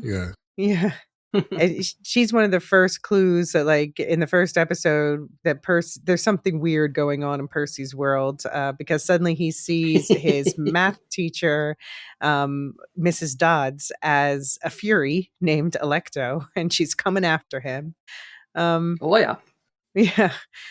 Well, I mean, and then that was in the first season was really, we see the Furies coming back again and again, but they play less a role in the second season, unfortunately, but there's a lot of other stuff going on. And they were the ones who were chasing Thalia and Luke and Annabeth and Grover. And then Thalia's sacrifice saved them all, of course. What's really heartrending is that very early on in the beginning of the second season, Luke actually stabs Thalia's tree and poisons it. Mm-hmm. Right. And Luke. This is just creates huge inner conflict for Annabeth. She just can't believe that he would do this. I mean, it is like him stabbing his sister, basically. Basically, yeah. Yeah, definitely. Or cousin or whatever. I mean, he's son of Hermes. She's daughter of Zeus. Sure, so. I don't mean literally, but like in terms of fair enough. No, you're right. They were you're their right. found family together. Right, found Sorry, family. I'm being too scholarly. My bad. But I mean, I'm saying, yeah, that's what what's her face Annabeth said that it felt like to her, and yeah, it felt like that to me too when I saw it happen. So yeah, that's the first baddie we meet. But then there are a lot of allies or gray area people, including the Gray Sisters. And the Gray Sisters are fun. They pop up like once a season, but the casting is immaculate. We have Kristen Schaal, Margaret Cho, and Sandra Bernhard as Tempest, Wasp, and Anger. And they operate a sort of, if like they have a cab company, but their taxi kind of transcends, like creates wormholes, basically. Feels real to me. That's your New York City cab experience. Feels real. Feels spot on. They got it just right. Yeah, well, I guess they got a little bit crazier than back in the day when I was more accustomed to riding cabs in New York City. One eyeball shared between them. Between the three of them, yes. And a lovely little joke about when Tyson. A lot of interesting conversations. Makes a comment and said, well, you can't talk. And you know what? I did not recognize Margaret Cho, and I still can't call her face to mind. So I'm glad when I read it, I said, oh, okay, yay. No wonder. Excellent comedian. I love her. Yeah, they did lots of makeup on them, but they were seriously. And then we have the director of Camp Half-Blood is Chiron, who is a famous centaur, but we first meet him as Mr. Brunner, and he uses a wheelchair to kind of hide the fact. I mean, how does that work? Why does Percy not see that he's a centaur? Well, again, in the books, they explain how he can carefully fold his horsey half into his wheelchair, and then he has a blanket over his lap. And in the first season, when we very first see him, he is sitting in a wheelchair and he has a blanket over his lap. So right. But how? And maybe there's a little bit of mist. There may have been some mist involved too. We really there must be like a Mary Poppins sort of capacity in that wheelchair then, because that horsey half is not small. No. And in fact, they really make the horse seem massive compared to the human torso that is the rest of the centaur and is the Chiron aspect of him. And they did for the show. Apparently, they added this that they added a brace to his left hind leg and said it's a war injury because they didn't want to like make it this magical curing of disability situation. Yeah. Well, of course, this is spot on with the original Greek mythology because he was famous for being a trainer of heroes. He trained Hercules and other heroes. He is also famous for having an incurable wound. He was shot with a poisoned arrow, and because he is a deity, we won't say any more right now about his origins. He can't die, but he's suffering this really horrible pain, and so he seeks all kinds of remedies to try and cure it. And so that's why he became known as an excellent physician, as well as being this famous trainer of heroes and a poet, a singer, all of the things that the Greeks so revered. And he is the one who gives young Percy in the first season his ballpoint pen sword. Right. Yeah. Actually, harking back to the film for a minute, that was one of my favorite, funniest scenes of all when we see Mr. Brunner, who is played by Pierce Brosnan, by the way. Woo-hoo, yes. Thank you. We'll go take a shower now. And when they're first in the Metropolitan Museum, and Brunner is saying pretty much the same thing that we hear him say to Percy. Pay attention. This is important. You'll want to remember all this stuff. And he hands Percy the pen and says, guard this with your life because it will protect you. Mm-hmm. Percy said, "It's a pen." This is a pen. You're giving me a pen to defend myself against that, because by this time Alecto has made her full fledged appearance. The pen is mightier than the sword, unless it is a sword, and then it's mightiest. And it's mightier than both. Yeah. Particularly if you happen to be a shout out Glenn Turman, who I love seeing. He's great. He's wonderful. I love seeing that guy on the screen. One of my favorite. He has a lovely gravitas. He does. And, always. What did you think, Jean, about him being mostly absent from season 2? Yeah, I didn't like it. Come from the book. That's my guy. I like him. Yeah. I mean, I guess it's from the book, so that we have to deal with that Tartarus, so we'll talk about it in a minute. But I was like, hey, where is he in season 2? We get him at the beginning and the end. I like Glenn, so yeah. Mm-hmm. Well, in the books, he has a whole bunch of, he does. We see more of him, and it involves him being with a whole lot of centaurs. And the series people said, look, we can do a chariot race, we can do a bunch of centaurs, we can't do both. And so the best they could do was to give us that one Iris message.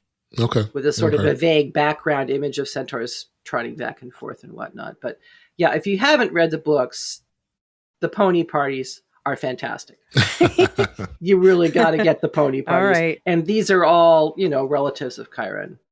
Okay. And he has some lovely things to say about them. So definitely worth a read, if only for the party ponies. I've got to get these books on my reading list. For sure. They're fast reads too. So yeah, it sounds like it. And then, we had to shout out the other staple at camp, this sort of distracted staple. I always love to see Jason Mantzoukas, who people might know from Brooklyn Nine-Nine or Invincible or various other things. He was in The Good Place too, actually.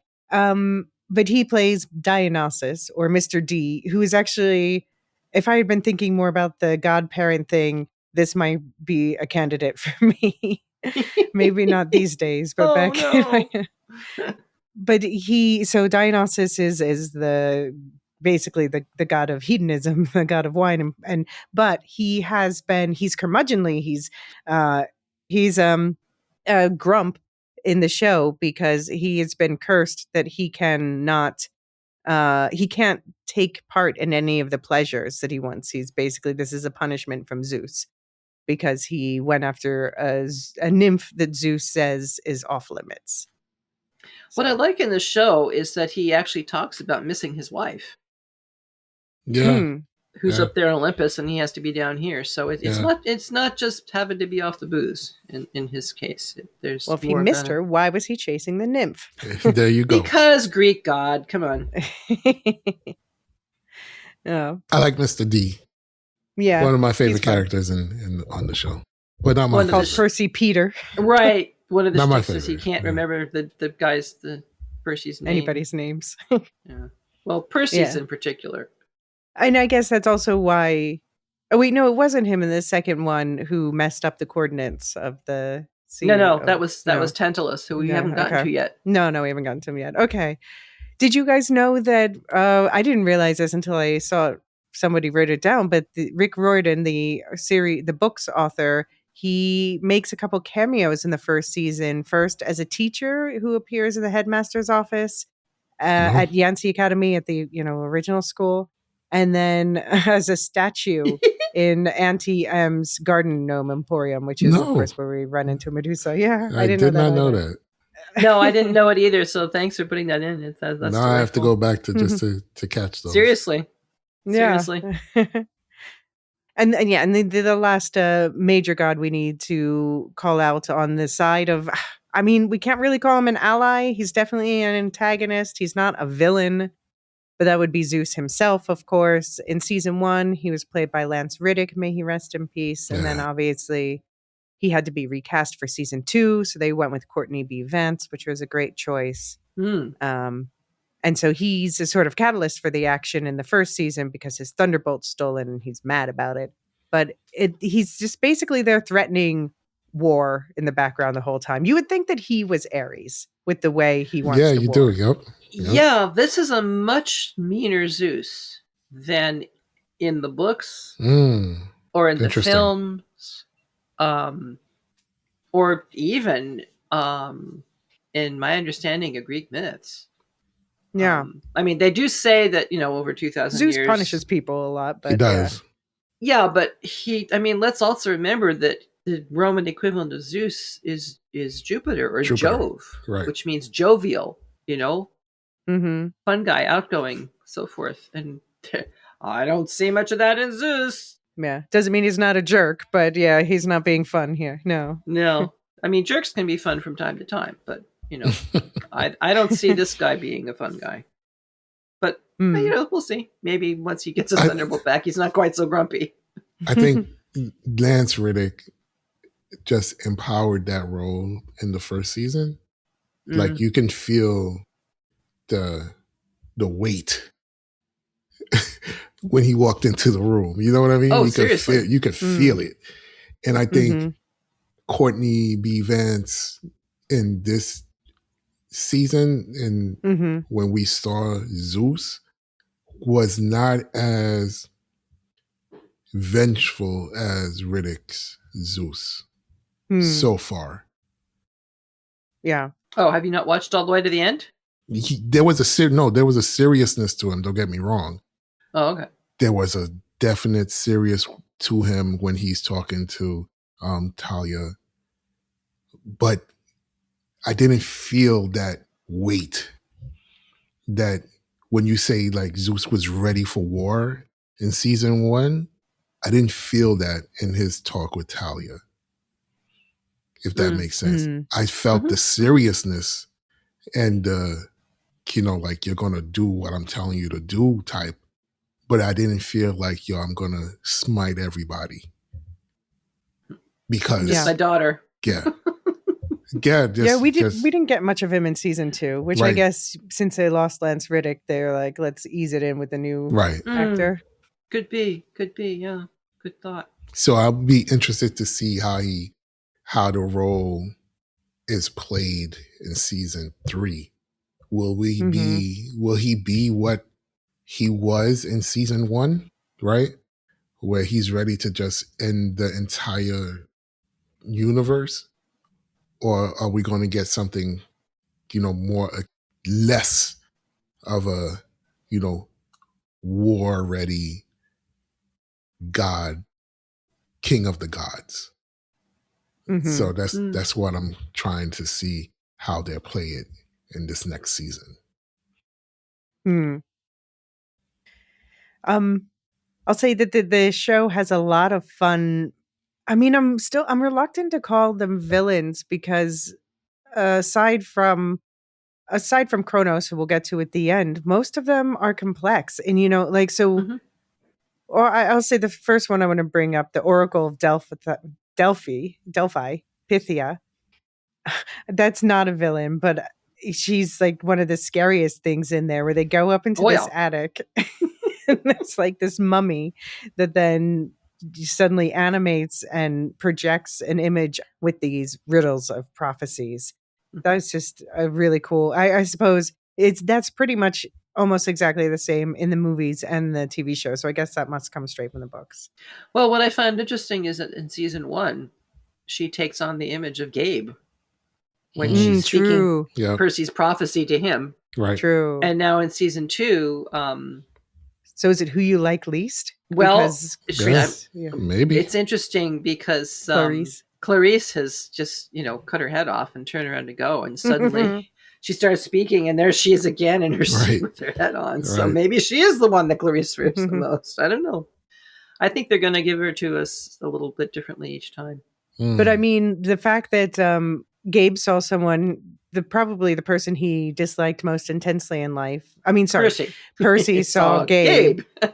Probably the person he dislikes most intensely in life. It makes me wonder, since you point that out, if Clarice seeing herself shows a certain self-loathing at the start of this season. Right. Yeah. Well, I have some things to say about Clarice when we get to her.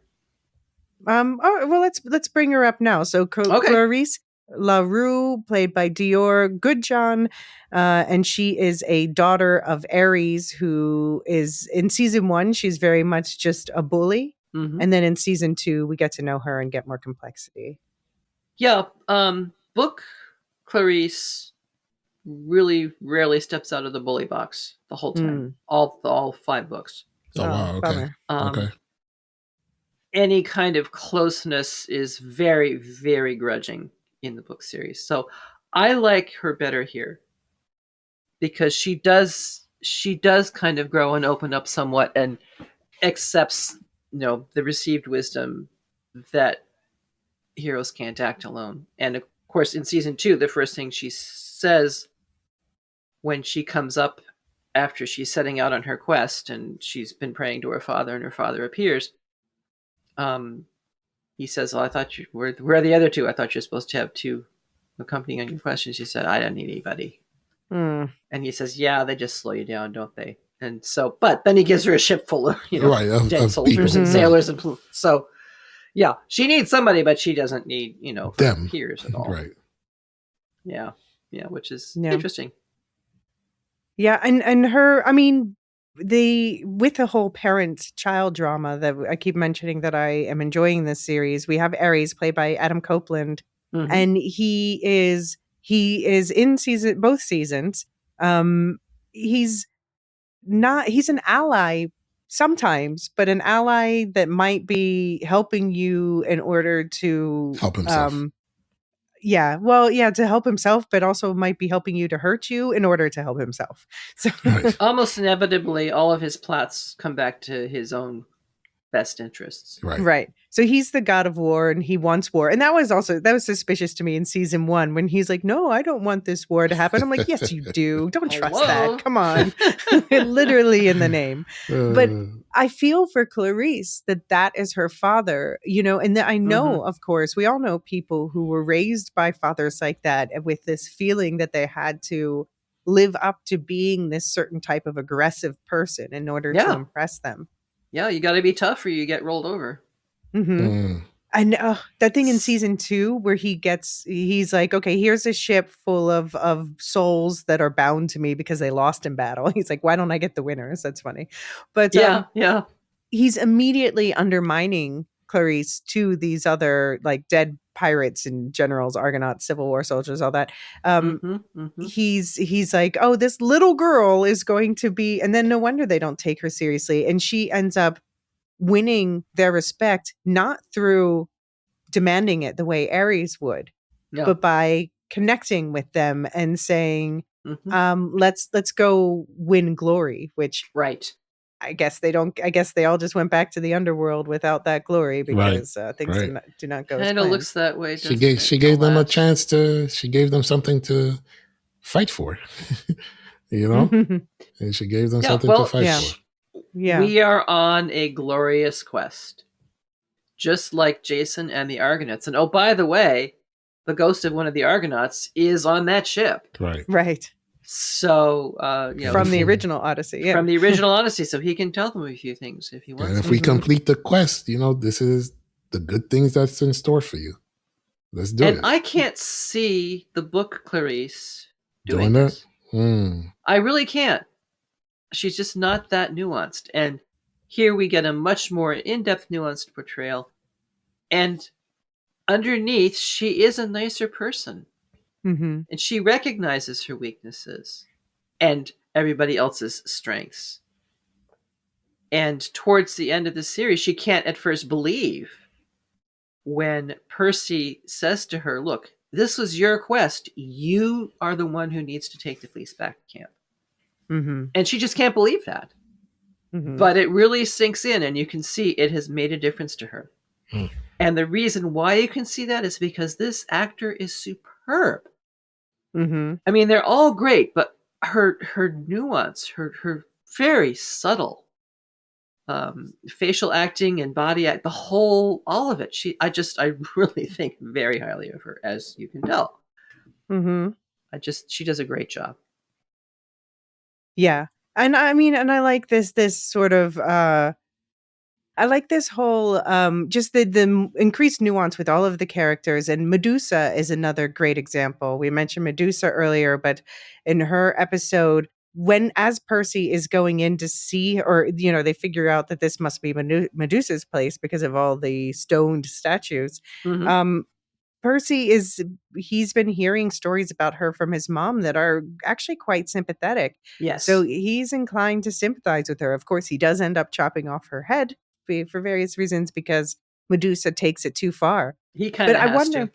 Yeah, but I wonder if that also influences the fact that he in the second season, he is one who gives up on Luke much more quickly than Annabeth. And of course, Annabeth knew Luke a lot longer.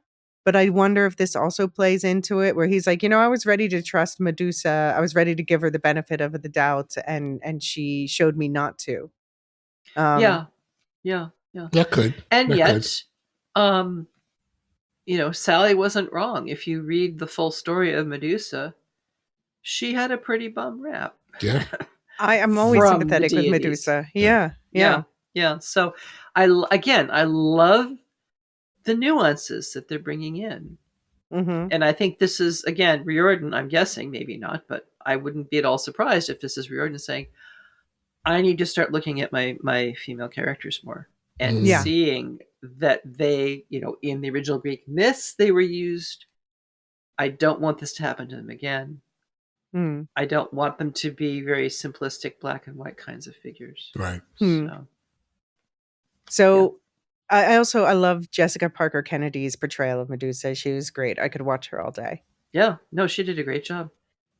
But Jean, let me ask you, between we get Medusa, we get Echidna, the mother of monsters. We get Procrustes, who played by Julian Richings. For those who know him, he is. I don't even think they said this in the show. He's also a son of Poseidon, so technically yes, he is Percy's half brother. Right. But he was the waterbed salesman who would kill people by like, I don't know, killing them with his beds. Yeah, either stretching them to fit or chopping them off when they were too big. Oh, it was funny. The people, not the beds. It was funny though. The actor who played him in the show, he played Charon in the first film. So. Yeah, I love that factoid. Yeah, because I looked at this face and I thought, I've seen you before. I know it. Where have I seen you before? So thank you for clearing that up for me. So yeah, I've seen him. He's in lots of stuff. He has a very distinctive place. Look him up, Julian Richings, if anyone's not familiar with him. And then we do get this version of Charon, the ferryman of the river Styx, and the three-headed dog Cerberus. Jean, do you have any favorite monster antagonists from season 1? Of those or others? I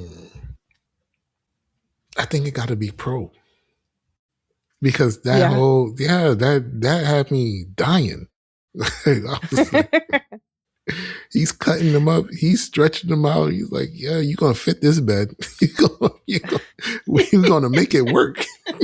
We are going to make it work. And I howled. I was like, this is...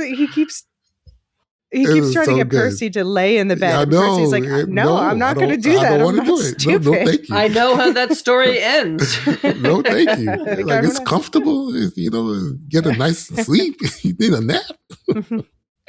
So and of course, when he winds up flopping down in, they just, make him a taco. Right. They don't do anything horrible to him because TV. Right. Kid show. And then, kind of the big antagonist we're told of the first season is Hades, played by Jay Duplass. But at the end of the day, he's not the big antagonist. And I noticed, by the way, there was no Persephone in the show, was there? No, I don't think so. No, and again, I think that's Riordan doing some apologetic retroconning. Oh, wow. Okay. I was a bit disappointed to miss her. Like, they could have changed how she's written, but Persephone is Hades' wife who's trapped with him for half the year in the underworld. Given the Hades that we have in the film, I think the Persephone matches him very nicely. in the film. In the film, in terms of their presentation, their kind of over the topness, right? All the things that they do with those characters. I do not like what they do with Persephone in the books. Okay. I really, well, of course, as you know, she's very important to me, and so they make her into just, you know, this sort of dim bimbo flower loving girl. I mean, it's and complaining and this and the other thing. So maybe they just decided that was one bit too much, because we don't spend much time with Hades at all. No. And I think they didn't want to detract from the very real drama of Percy's choices. And, you know, theirs is the statue of his mother, and, you know, we don't have enough pearls and all of the complications that we have there. Now, again, those are resolved slightly differently in the TV series than they are in the books, but I'm not bothered. You know, I'm not fussed. It's fine. Yeah, I feel like this was the most likable version of Hades in the show. I mean, of course, the casting of Jade Duplass, who is just like, you know, it's hard to hate on him looking at him. You know, he's oh yeah, very easy on the eyes. He is for sure. But also just like, I don't know, he just doesn't look like he has a mean bone in his body. I don't know the man for real, but he just, when it comes to casting, you don't put him in a role of someone you want to be hated. And so I feel like they did. I don't know what kind of role Hades plays in future stories. As you mentioned, he's one of the big three gods. So presumably, an important one. Presumably he'll be back. But yeah, I just find that interesting. And I do hope they address the Persephone of it all. That, like, they can change her character from the books and make her more like myth. Because the Persephone myth with her mother, and, you know, the fact that she's the cause of the seasons because her mother is mourning. Sorry, Jean, what were you going to say? No, I was just agreeing with you that maybe they could. I don't know how she's, you know, if that portrayal from the books, they've already changed so much from what Marilyn is telling us. Might as well, you know, do that as well. I hope they give her a role. Right. I hope they give her a role in the series. Because it sounds like she's in the books, right? Well, but much in more? Such a silly way, I'm happier to just have her not appear at all. Yeah. Okay. So, anyone who's doesn't remember who Persephone is, she is the one that Hades wanted to marry her, and she didn't. She was not so keen, and obviously her mother Demeter wanted her with her back up on the surface of the earth. And so, Marilyn, you can probably summarize this better, but I'll just say it ends with a deal where she will spend half the year above ground with her mother and half the year below ground with her husband. And when she goes below ground, her mother mourns her, and that's why winter happens. Yep. That's the basic story as handed down from Olympus.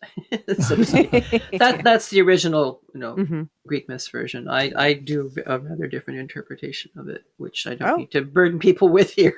Okay. Yeah. In effect, he did, according to the Greek myth, he did ask Zeus's permission.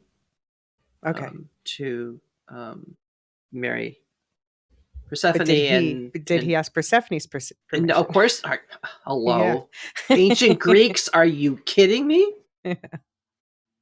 And certainly didn't ask the mother's permission either. So that, you know, that tells you a few things. Yeah.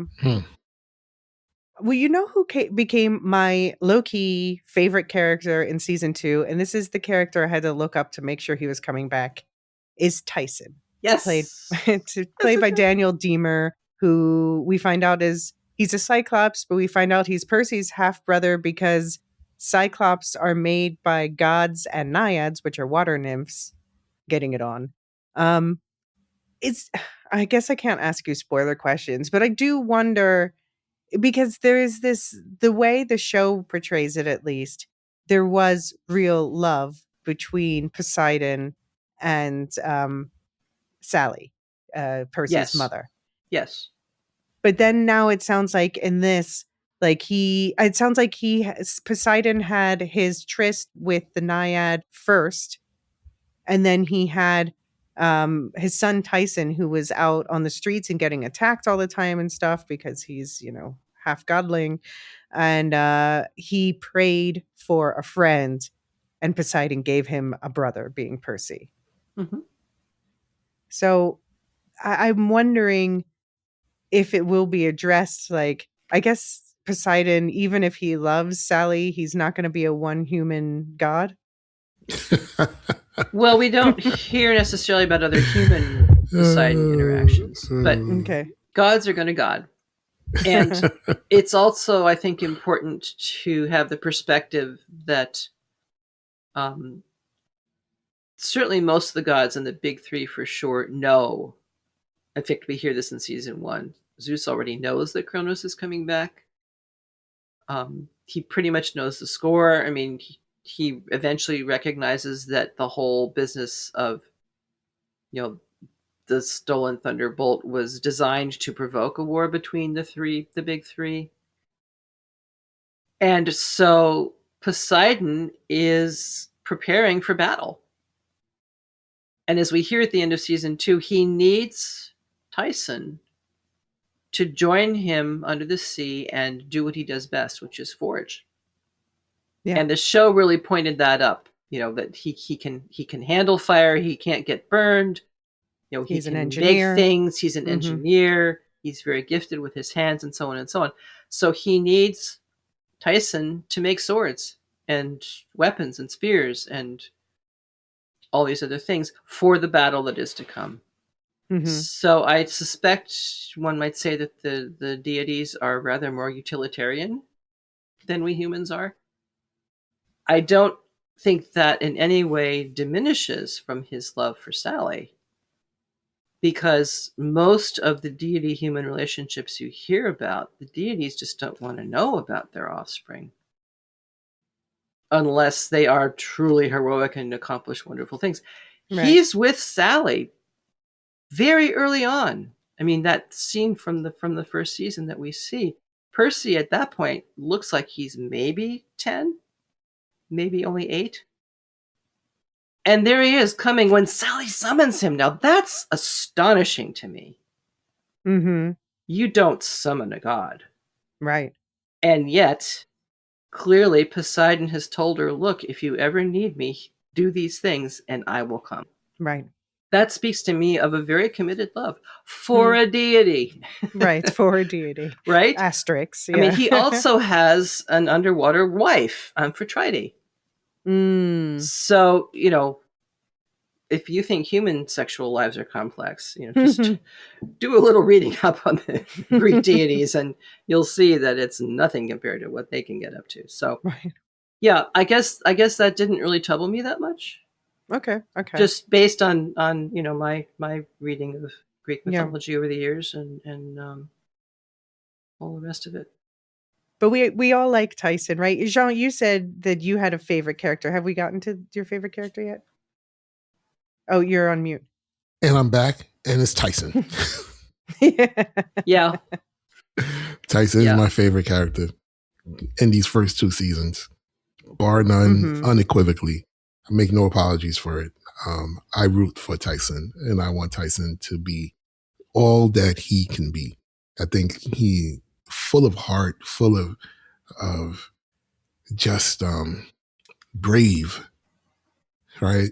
Just brave to have lived the life that he lived and still be open-hearted. That is incredible. And then to have the talents that he has and for it to be recognized and for him to find that recognition, because a lot of times people don't find their talents are recognized until it's much, much too late to make a difference in their lives.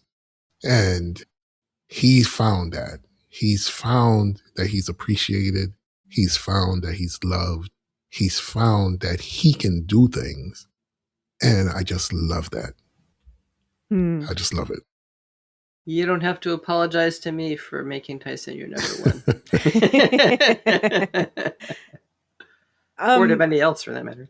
Yeah, we see, for example, Luke's got some minions in season 2, including these I'm going to try to say this, Lastrygonians, which are which are these giant type quote unquote monsters, but I like that they make the point in this season that these monsters are also children of gods. What makes Right. them so different, you know? Mhm, And obviously Tyson is a key point for exploring that, because we see, first of all, that with these last Dragonians, you know, at first we see them kind of dragging him away, and Percy's like, "Oh no, I'll save you," and then they're just like being buds, and he's showing them how to make a bomb, Right. which maybe he shouldn't be showing them how to make a bomb, except obviously it was practical. But he was like, "You know what? No, I like those guys; they were okay, but you were in trouble," and so yes. he's a very he is loyal to not only to Percy but also to Annabeth kindness. to a certain degree. Yeah, but even though Annabeth has some, how did you feel your two favorite characters being at odds, with Annabeth having prejudices against Cyclops? Yeah, I think, you know, I liked seeing her work through that. You know, you could see it in real time. You could see it on her face trying to make sense of this. Everything that she's been taught is now being turned on its head. Not just taught, but experienced. And experienced. Right. Because it was 3 Cyclops that chased them. Right. And that fooled her into doing something that brought the other 2 into danger. Right. So she does not have much reason to love Cyclops. And let's be real, Percy was very taken aback when he found out that Tyson was his brother. Right. Because it's so, but and again, this is what the show is good at doing, is making you deal with these, you know, prejudices that you have. Like, you know, the Cyclops, 3 Cyclops did this to you, not Tyson. You know, it makes sense. You have to work through that. Right. And you know, all I can say is don't read the second book. Oh no.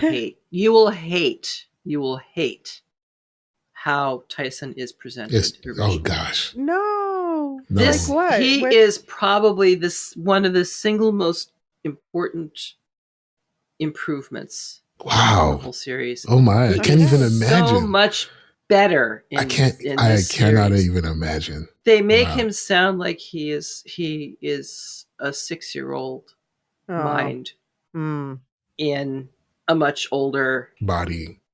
Mm-hmm. Yeah, because of the Cyclops thing. Yeah. And he says things like, "Yay, we get to blow things up." I mean, it's just, you know. And Percy is very, very much more the big brother, but I like how equal they really are. Right. Yeah. Once Tyson finds his footing, he excels Percy. Yeah. In many respects. Yeah. And in terms of his own intelligence, both emotional and intellectual. Yeah. His ability to plan and to plot. And he chooses Percy over a fellow Cyclops. Because Percy is his brother. Right. And he is a hero, and heroes take care of other heroes. I mean, just again and again, you know, we take care of our own. Luke and Talia said it, Percy says it. And I knew that Tyson would be the one to come back and rescue him from the cave. I just knew it. At that point in the story, we didn't know that he had survived. We thought he was dead. Right. Percy thought he was dead. Everybody thought he was dead. Right. I knew he was going to be the one to come back. And I just am so glad that they allowed Percy the full range of emotions as he hugged his brother and he cried. Thank you. Yeah. Because allowing men and young men and boys to cry. It's so important.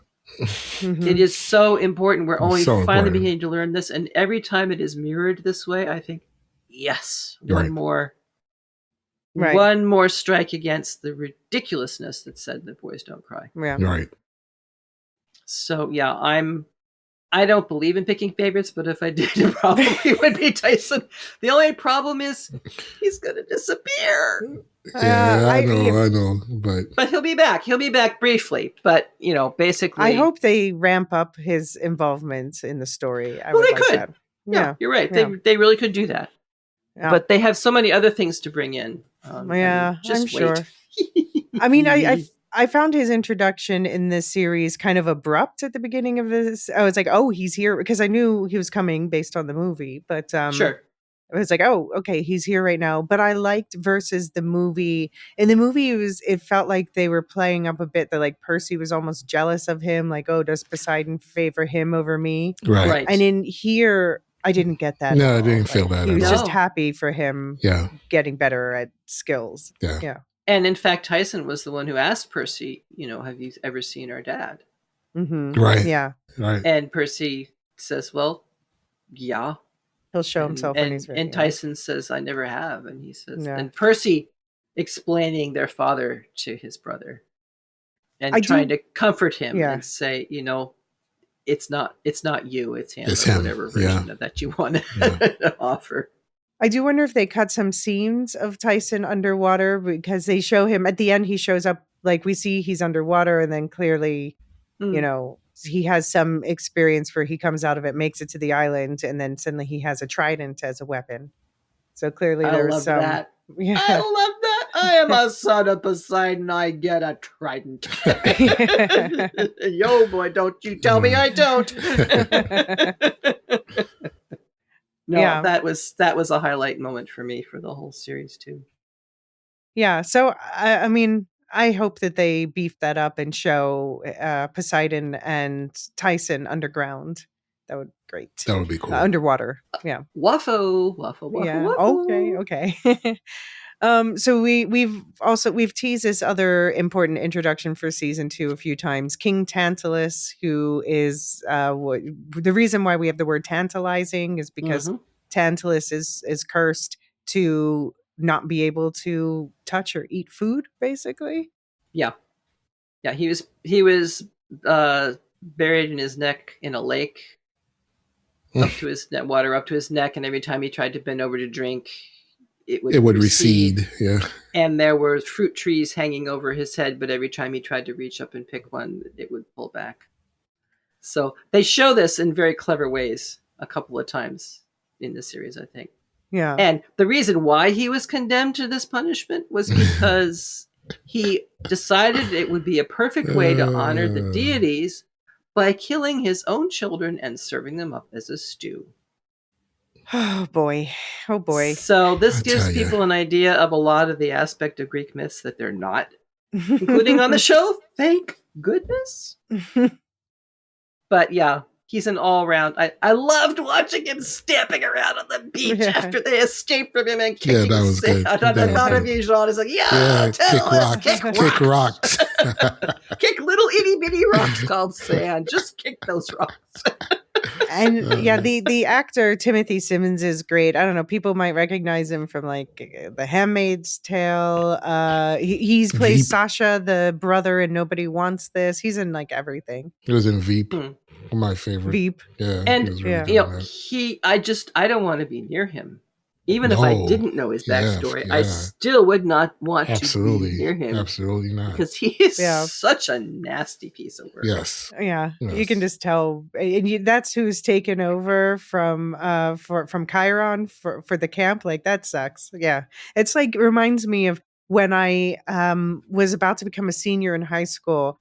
And I was going to, the next year I was all set to have the best math teacher in the school. Everyone talked about it. Teach me calculus. I was so excited. And then when I came back, I found out that teacher had retired over the summer and was replaced with the 6th grade math teacher who used to torment me when I was a kid. Man. Oh my gosh. That's what it felt like for Percy going back to camp and finding Tantalus instead of Chiron. Yeah. Oh man. Oh dear. It's terrible. Oh dear. But speaking of the more complicated characters, Circe, or Cece, played by Rosemary DeWitt. So good. We've referenced that a couple times. Speak more on it, John. No, she was so good. That whole, how long have you been here for? Like, oh my gosh. Oh, it was so good. Like, you'll finish the class eventually. You'll pass. Yeah. When I'm tired of your company. Exactly. Just like, and to find out she was just like, well, I helped them and I thought we were all good, and then they all left me. I Mm. didn't have any more friends. I was all by myself. So now nobody leaves. Just like shit. Except once every 100 years or so. Right. Right. Just to give hope. Yeah. Just to give you hope. Like, I mean, man, she's someone dastardly. from the Odyssey, that character that I often have the most sympathy for. She's a difficult character, and you're like, oh, honey, no. But Marilyn, do you want to briefly give the sketch of her story in the Odyssey? Well, she is a very powerful witch, and she is known for tempting sailors to her island and then for her own entertainment turning them into pigs. But she was marooned there for a reason which Or I guinea am pigs not now. remembering. Yeah, guinea pigs. Well, in the books she explains, Right. well, pigs are just so smelly and messy and noisy, so Oh, guinea pigs are okay. much more sensible. Cuter and smaller. Right. I can't remember too many of the ins and outs Mm-hmm. of No. why she was put there, but witches don't usually fare very well in Greek mythology. No, just they don't. anyway. So you can take all of that as read. And Odysseus does encounter her as on part of their travels and loses some of his crew to roast pork. Although I don't know that she actually eats any of them. So that's probably an over-exaggeration. But I so loved the Gwyneth Paltrow vibes. It's just having the time of my life. The whole be your own best person thing, and you have to confront your deepest flaw, and it's hard work. And well, that was progress when Percy explodes a vase full of water. Just the whole completely unsupportive examination of people in a way that only makes them feel worse. It's always okay, honey. We all have our fatal flaw, and in time you'll figure out what yours is, and it'll be hard. We don't know how long it will. I mean, ugh. Mm-hmm. And saying that her fatal flaw is empathy, and I'm like, oh, honey, you don't know. You just don't know. Well, but then she's like, I just want to help people too much. But that's the thing, is like, that's not empathy. It's too much. It's too much. You got to let people go. Ding, ding, ding, ding, ding. Yeah. Whoop, whoop. No, if you ever hear that from anybody, smile politely and look for the nearest exit, because they're not in it to help you. They're in it to make themselves feel better. And that's the difference between empathy and I just want to help people. Mm-hmm. Because it makes me feel warm and fuzzy inside. Yeah.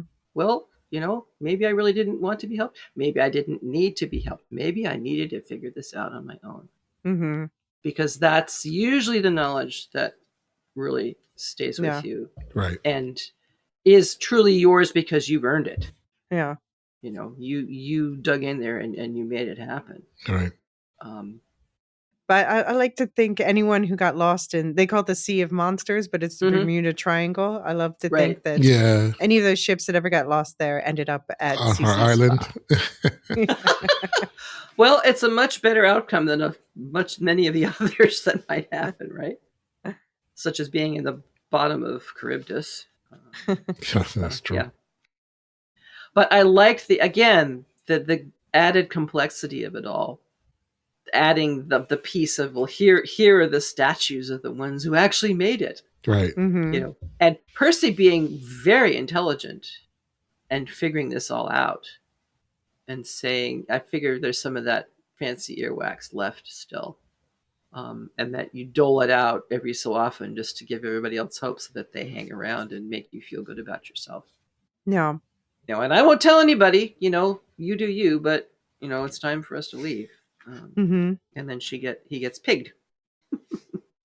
Or guinea pigged, if you prefer. Right. I find it interesting that they didn't spend, entering this Sea of Monsters. There's they set up the whole choice between the two monsters, but then they barely spend any time on it before they're like, well, that didn't go well. But then it seems like they instead decided to spend some of that money on creating these rock-like sirens, which is, I've never thought of the sirens as rock creatures before. Does that come from the book? No. Okay. No, they don't look like rock formations. Normally, just kind of like mermaids, basically.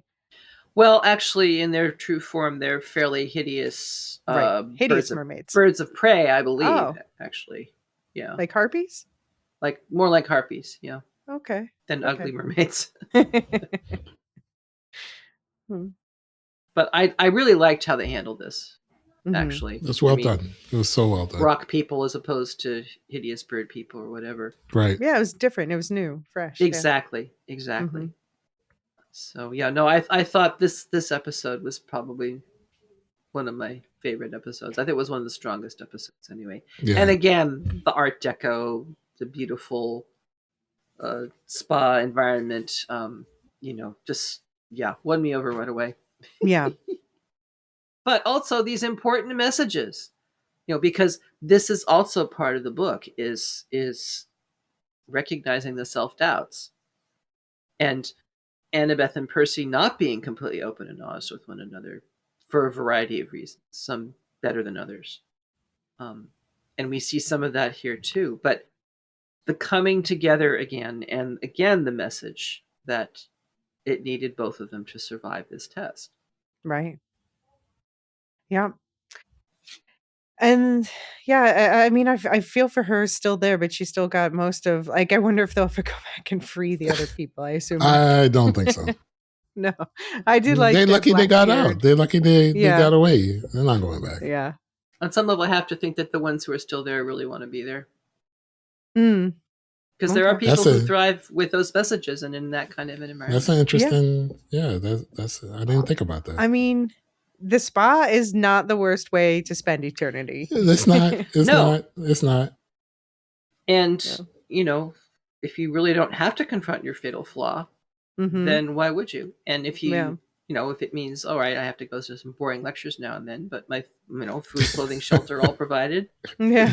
Beautiful surrounds, interesting people to talk to. Yeah, it's not. You're right. It's not bad. Maybe not unlike spa culture. I don't know. I don't know much about spa culture at all. I mean, normally there's not usually lectures at spas, but hopefully they're getting there's sauna time and massages. Although I guess they're the ones giving the massages. I could see some spas offering lectures on, the 3 best massage oils for 2026 or something. I'm just inventing right now. Polyphemus. Yeah, but then we get to Polyphemus, the other Cyclops. This one, I mean, if people talk about a Cyclops from mythology, you're probably thinking about Polyphemus. Yeah. They're not thinking Tyson. No, they're not. I mean, yeah, Tyson's an invention, but yeah. Alex Paunovich is the one who played him, and I like that the twist on, I don't know what it's like in the book. I have to assume this is different, but versus the movie. In the movie, he's more like the fee fi fo fum. I am stupid Cyclops. And here, we have Grover's been in a wedding dress all season. We haven't even addressed that because he is pretending that he's a bride that Polyphemus is going to marry. And Polyphemus is like, you smell like goat. He's like, I don't know. I like goat perfume, whatever. And Polyphemus then at the end is like, you think that I'm that stupid, really? And that was really that refreshing. was great. That was great. Yeah. That was a great. Yeah. That was a great moment. In the books, Polyphemus isn't any smarter than Tyson is in the books. Oh, right. Wow. Okay. Right. So okay. He's not much to write home about. Okay. Well, so apparently, Paunovich, the actor who played Polyphemus, also played a Cyclops, not Polyphemus, but a different Cyclops in The Sea of Monsters, the second Percy Jackson movie. I hope he doesn't think he's getting typecast. It must difficult be type to be cast as. It must be that one eye in the center of his face. I mean, what else are you gonna do? It does tend to draw attention of the two-eyed. And then, of course, the one. I mean, is Kronos? I don't know if he's going to become more complex in the future, but at this point, he seems like the only true villain. Waffle. Okay. He's the king of Titans. He's the parent of Zeus, Hades, and Poseidon. I really don't know, Elysia. Certainly he is pretty one-sided in the books. Okay. What were you going to say, who knows what they're going to do in the series? I mean, what were you going to say, Jean? interested in seeing and having Kronos in the show, but also wondering if Mom is going to show up. You know, which mom? If like Zeus's mom? No, Mother Earth. Oh, Gaia. Yes. That's where, because when they said Kronos, and I'm like, I get it. But I'm so much more interested in Gaia. And if she makes an appearance in this in this series. Absolutely. Totally on board with I don't know if she does in the books or not. Or I don't know. So I'm hoping that Mom comes and lays the smackdown on everybody. Well, she doesn't appear in this series, but she does appear in other series. Okay. If I remember correctly. I'm pretty sure she does. Yeah. So it would be a surprise if she showed up, but I don't mind there being, at least at this point, one quite, that he's the big bad. He's the reason why Luke is becoming what he's becoming. He is, and then creating this. I mean, we don't, Marilyn, you obviously know where this is going, but the whole idea that Thalia, he calls Thalia his champion, which you would think he would call Luke his champion, but we should say the season ends with them taking the Golden Fleece from Polyphemus, and eventually they get it back to the tree to heal the stab wound with the poison that Luke made. And not only does it heal the tree, but a human Thalia pops back out of it again. Mm-hmm. Yeah, well, I think this has been Kronos' plot all along, because now we have a second child of the big three on the board.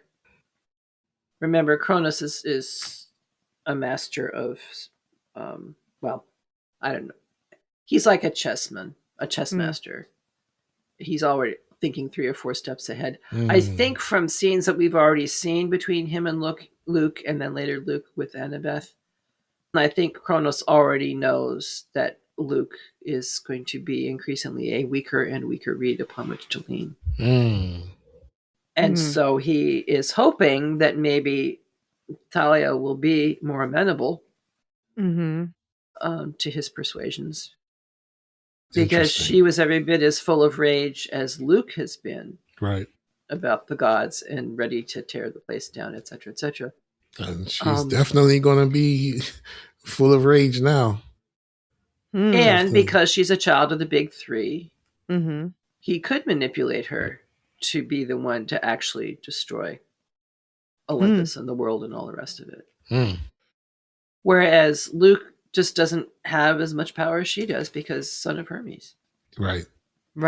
Who is the son of a god himself. Right. He's the grandchild of the big three. Yeah. Right.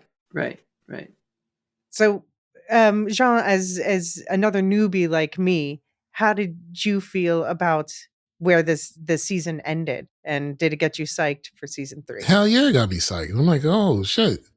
And she busts through the door. I'm like, let's go. What's going on? It's raining outside. I'm like, ooh, yes. So I'm here for it. I just want to see.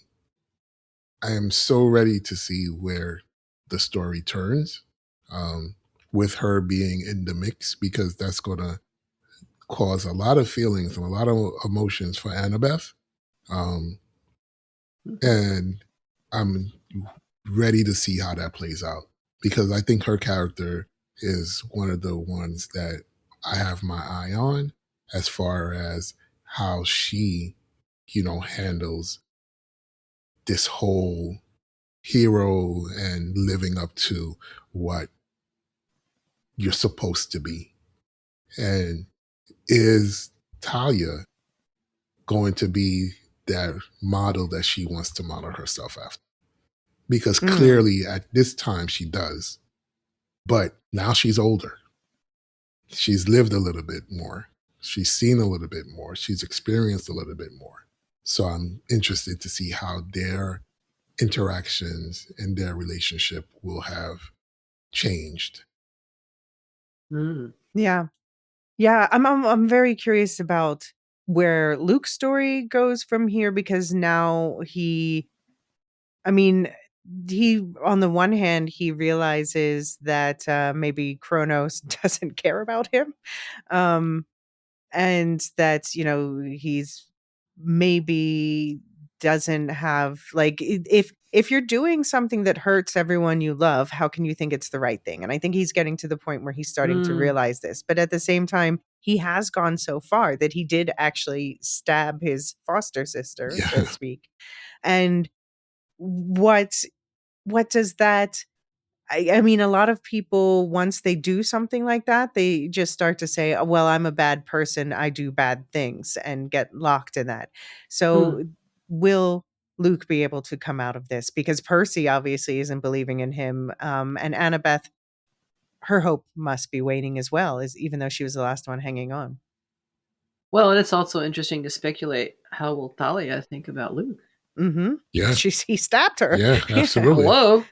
Yeah. And he brought her back again. Yeah. Right. Mm-hmm.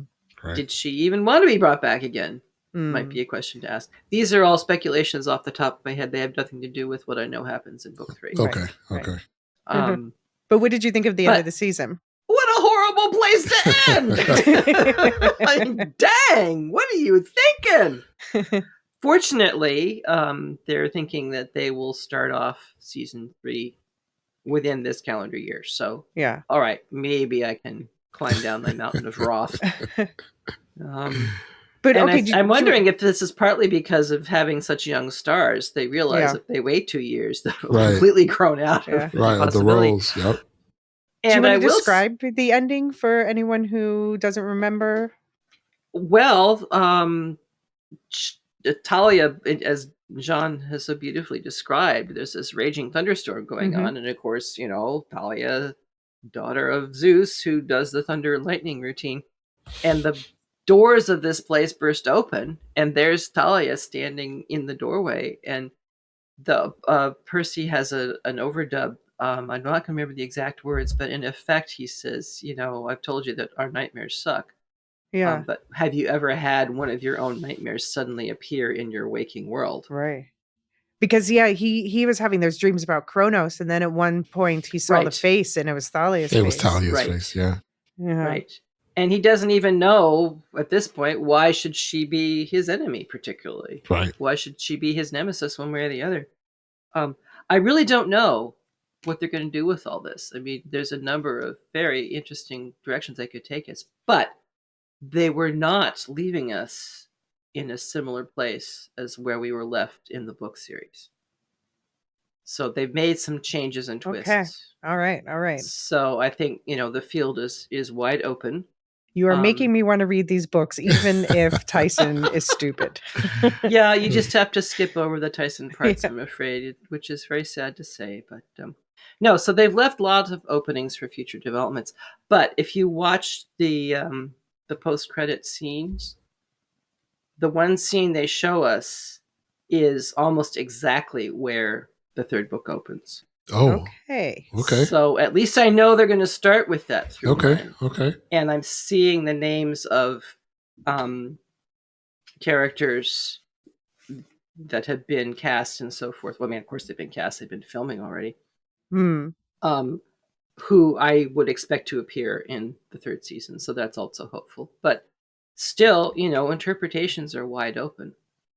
There's some very funny and interesting book scenes. I'll be delighted to see how they actually decide to handle them. Will they be funny? Cool. Will they be more serious? Two very important new characters coming along, which will be also very interesting. And I wonder how much of their mystery will be revealed and how and when. So, yeah. Lots to look forward to for us book readers, but also for those of us who've never read the books but are enjoying the series. So, okay, I'm very intrigued about... So I just had to remind myself, what were the post-credit scenes again? So there was the one where Cersei, and this one I think is not the one you're saying is important. It kind of wraps up more, where Cersei is unveiling. She's added the 2 statues of Percy and Annabeth because they've left the spot. Oh, they left. Well, thank you. I was very confused by that and couldn't figure out why they're doing that. And now you've explained it, of course. She's claiming their success as her own. Right. What else did she Absolutely. do? They're the new inspo porn for the Thank next you. round of Thank records. you. I really appreciate that. And then what was the other credit scene again? It's in what looks like a junior high school gymnasium, and it's clearly a dance. And Annabeth and Percy are facing one another, and Percy is doing the classic, young adolescent guy. I have no idea what I'm supposed to do now, and she has to grab his hand and put his hand under her waist, and it all sort of start. So yes, opening with a sort of a school dance. Oh, I see. Not quite. Well, I won't say anymore. But I'm relieved that they're doing that and also the character names that I saw, because those plot lines at least are going to be cool. But wow, yeah, I can't wait to see what they do, because I'm rereading the books now and remembering a lot that I've forgotten. So, which is fun. Jean, as a fellow non-reader, would you be excited? Because I have the impression, just of general knowledge of the series, that there's a romance brewing. Would you be into a central romance in this show? I don't need it, but I know it's going to happen. I mean, it's like a bunch of teens, so I guess that's. I mean, it's going to happen. Unrealistic if nobody did it. Yeah, that's what I'm saying. So, but do I need it to happen to enjoy the show and to have? No, not at all. Mm-hmm. I'm not sure. I'm not. I have an inkling of who it can be because of the way some shots are shown, right? But yeah, I don't need it. No, I don't think it's going to add anything to my viewing. I would rather Sally get I mean, like I'm here for the teen romance too. It's part of this whole young adult thing. But I want to see Sally get a romance after she had to be married to a man for years who was chosen for his unpleasant aroma. Couldn't she have gotten a smelly nice guy at least, if it's just about the literal smell? Justice for Sally. That's what we're saying. Waffle, waffle, waffle. Okay. All right. There is reminded me. Yeah? There is a goddess of love floating around in the background, people. So all right. I mentioned Venus Aphrodite. All right. Well, this was a great chat. I don't know if either of you have any final things you want to throw out. Of course, when I'm like, oh, let's keep it closer to an hour than 2, and by that obviously I meant 2. But it's about mythology. I don't know. There's so many. What were you thinking? When I was putting together the notes, I was like, there are so many characters. All right. So anyway, you did a fabulous job. Yes, you did. Yes, as always. As always. So thank you. And I gave thought to who would be my parent of the Greek out of the Greek gods, and I couldn't. I'm torn between 2. Okay, I would say Hypnos and Prometheus. One of those 2. But Prometheus was not a god. He was human. That's why he got punished. But didn't he become more than? No. Nope. Sorry. Really? We could still have him as a parent. I don't care. What was the first one you named? Hypnos. Oh, Hypnos. That's a fun one. Because you like to sleep. And I recommend everyone to sleep. I always thought Prometheus was a Titan. I didn't realize he was a human. Oh, sorry. You're right. He was a Titan. He was okay. Yeah. But I don't think of the Titans as deities. I mean, I know they're... okay, that's fair. You could argue that. No, you could argue that. That's fair. He had to be a Titan because otherwise he wouldn't have been reborn every night. Right, yeah, exactly. that's lever during the day. So those 2, those are the 2. I just associate him so strongly with humans because it was for the sake of humans that he stole fire. So you're going chill, but determined and defiant. Trying to, get your rest. You know what I'm saying?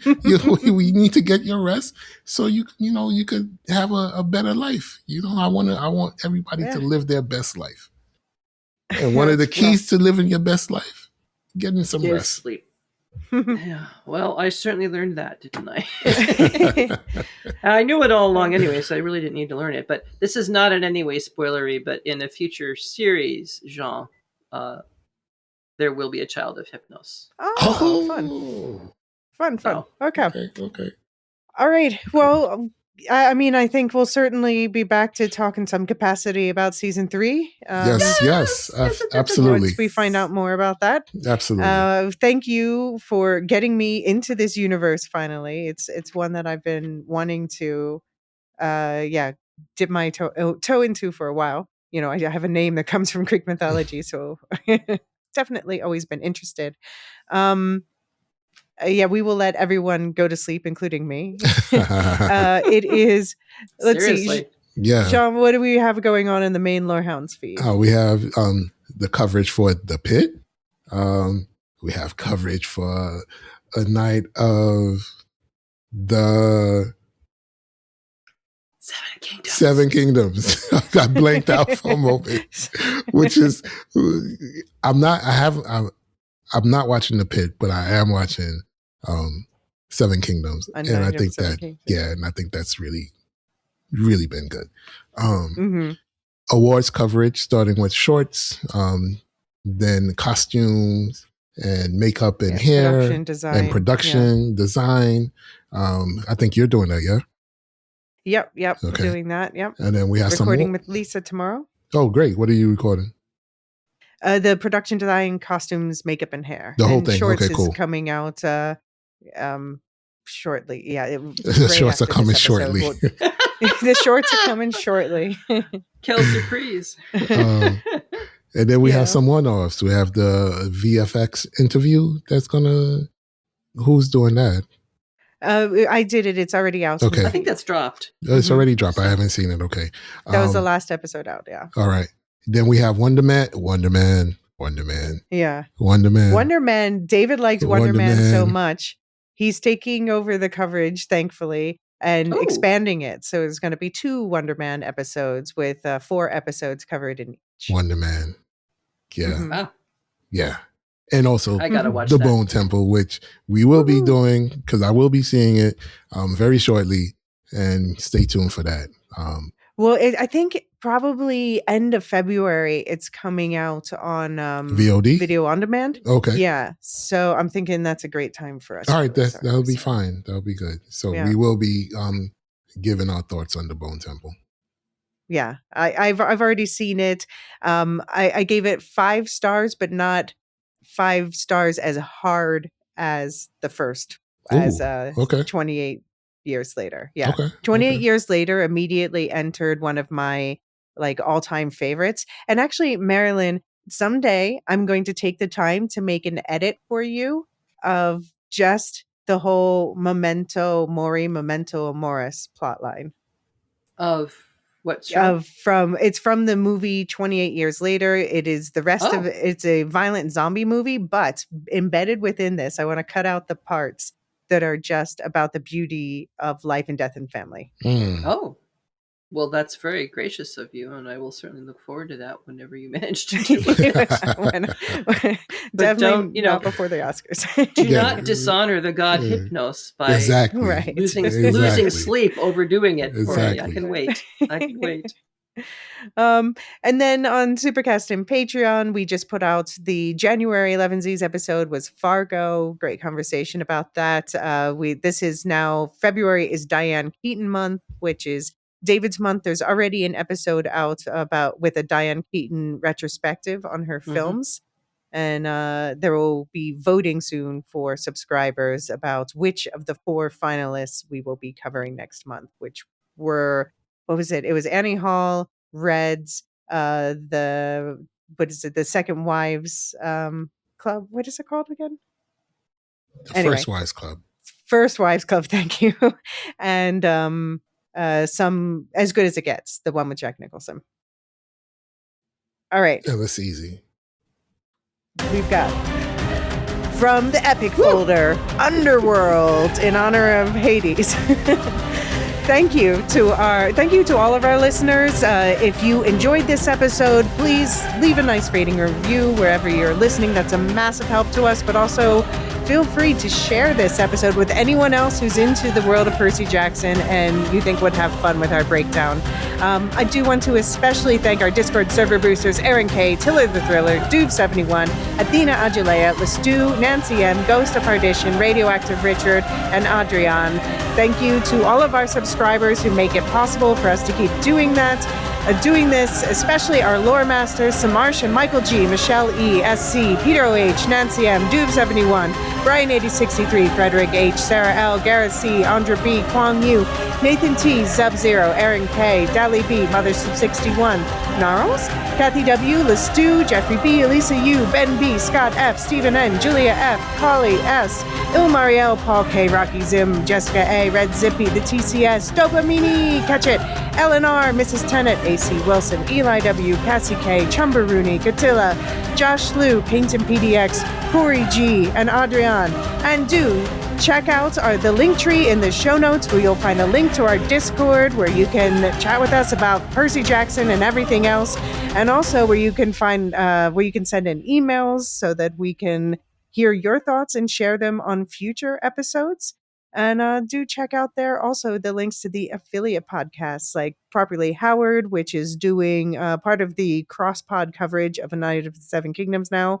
Nevermind the Music, which is putting out weekly episodes about music and psychology overlapping, and Radioactive Ramblings, currently covering Fallout. And you'll find more fun podcasts there as well. Any final words? Just stay warm. And thank you so much for putting this together, and thank you for joining us together. And it's been delightful. It was great. Yes. Thank you. The Lorehounds podcast is produced and published by The Lorehounds. You can send questions and feedback and voicemails at thelorehounds.com/contact. Get early and ad-free access to all Lorehounds podcasts at patreon.com/thelorehounds. Any opinions stated are ours personally and do not reflect the opinion of or belong to any employers or other entities. Thanks for listening.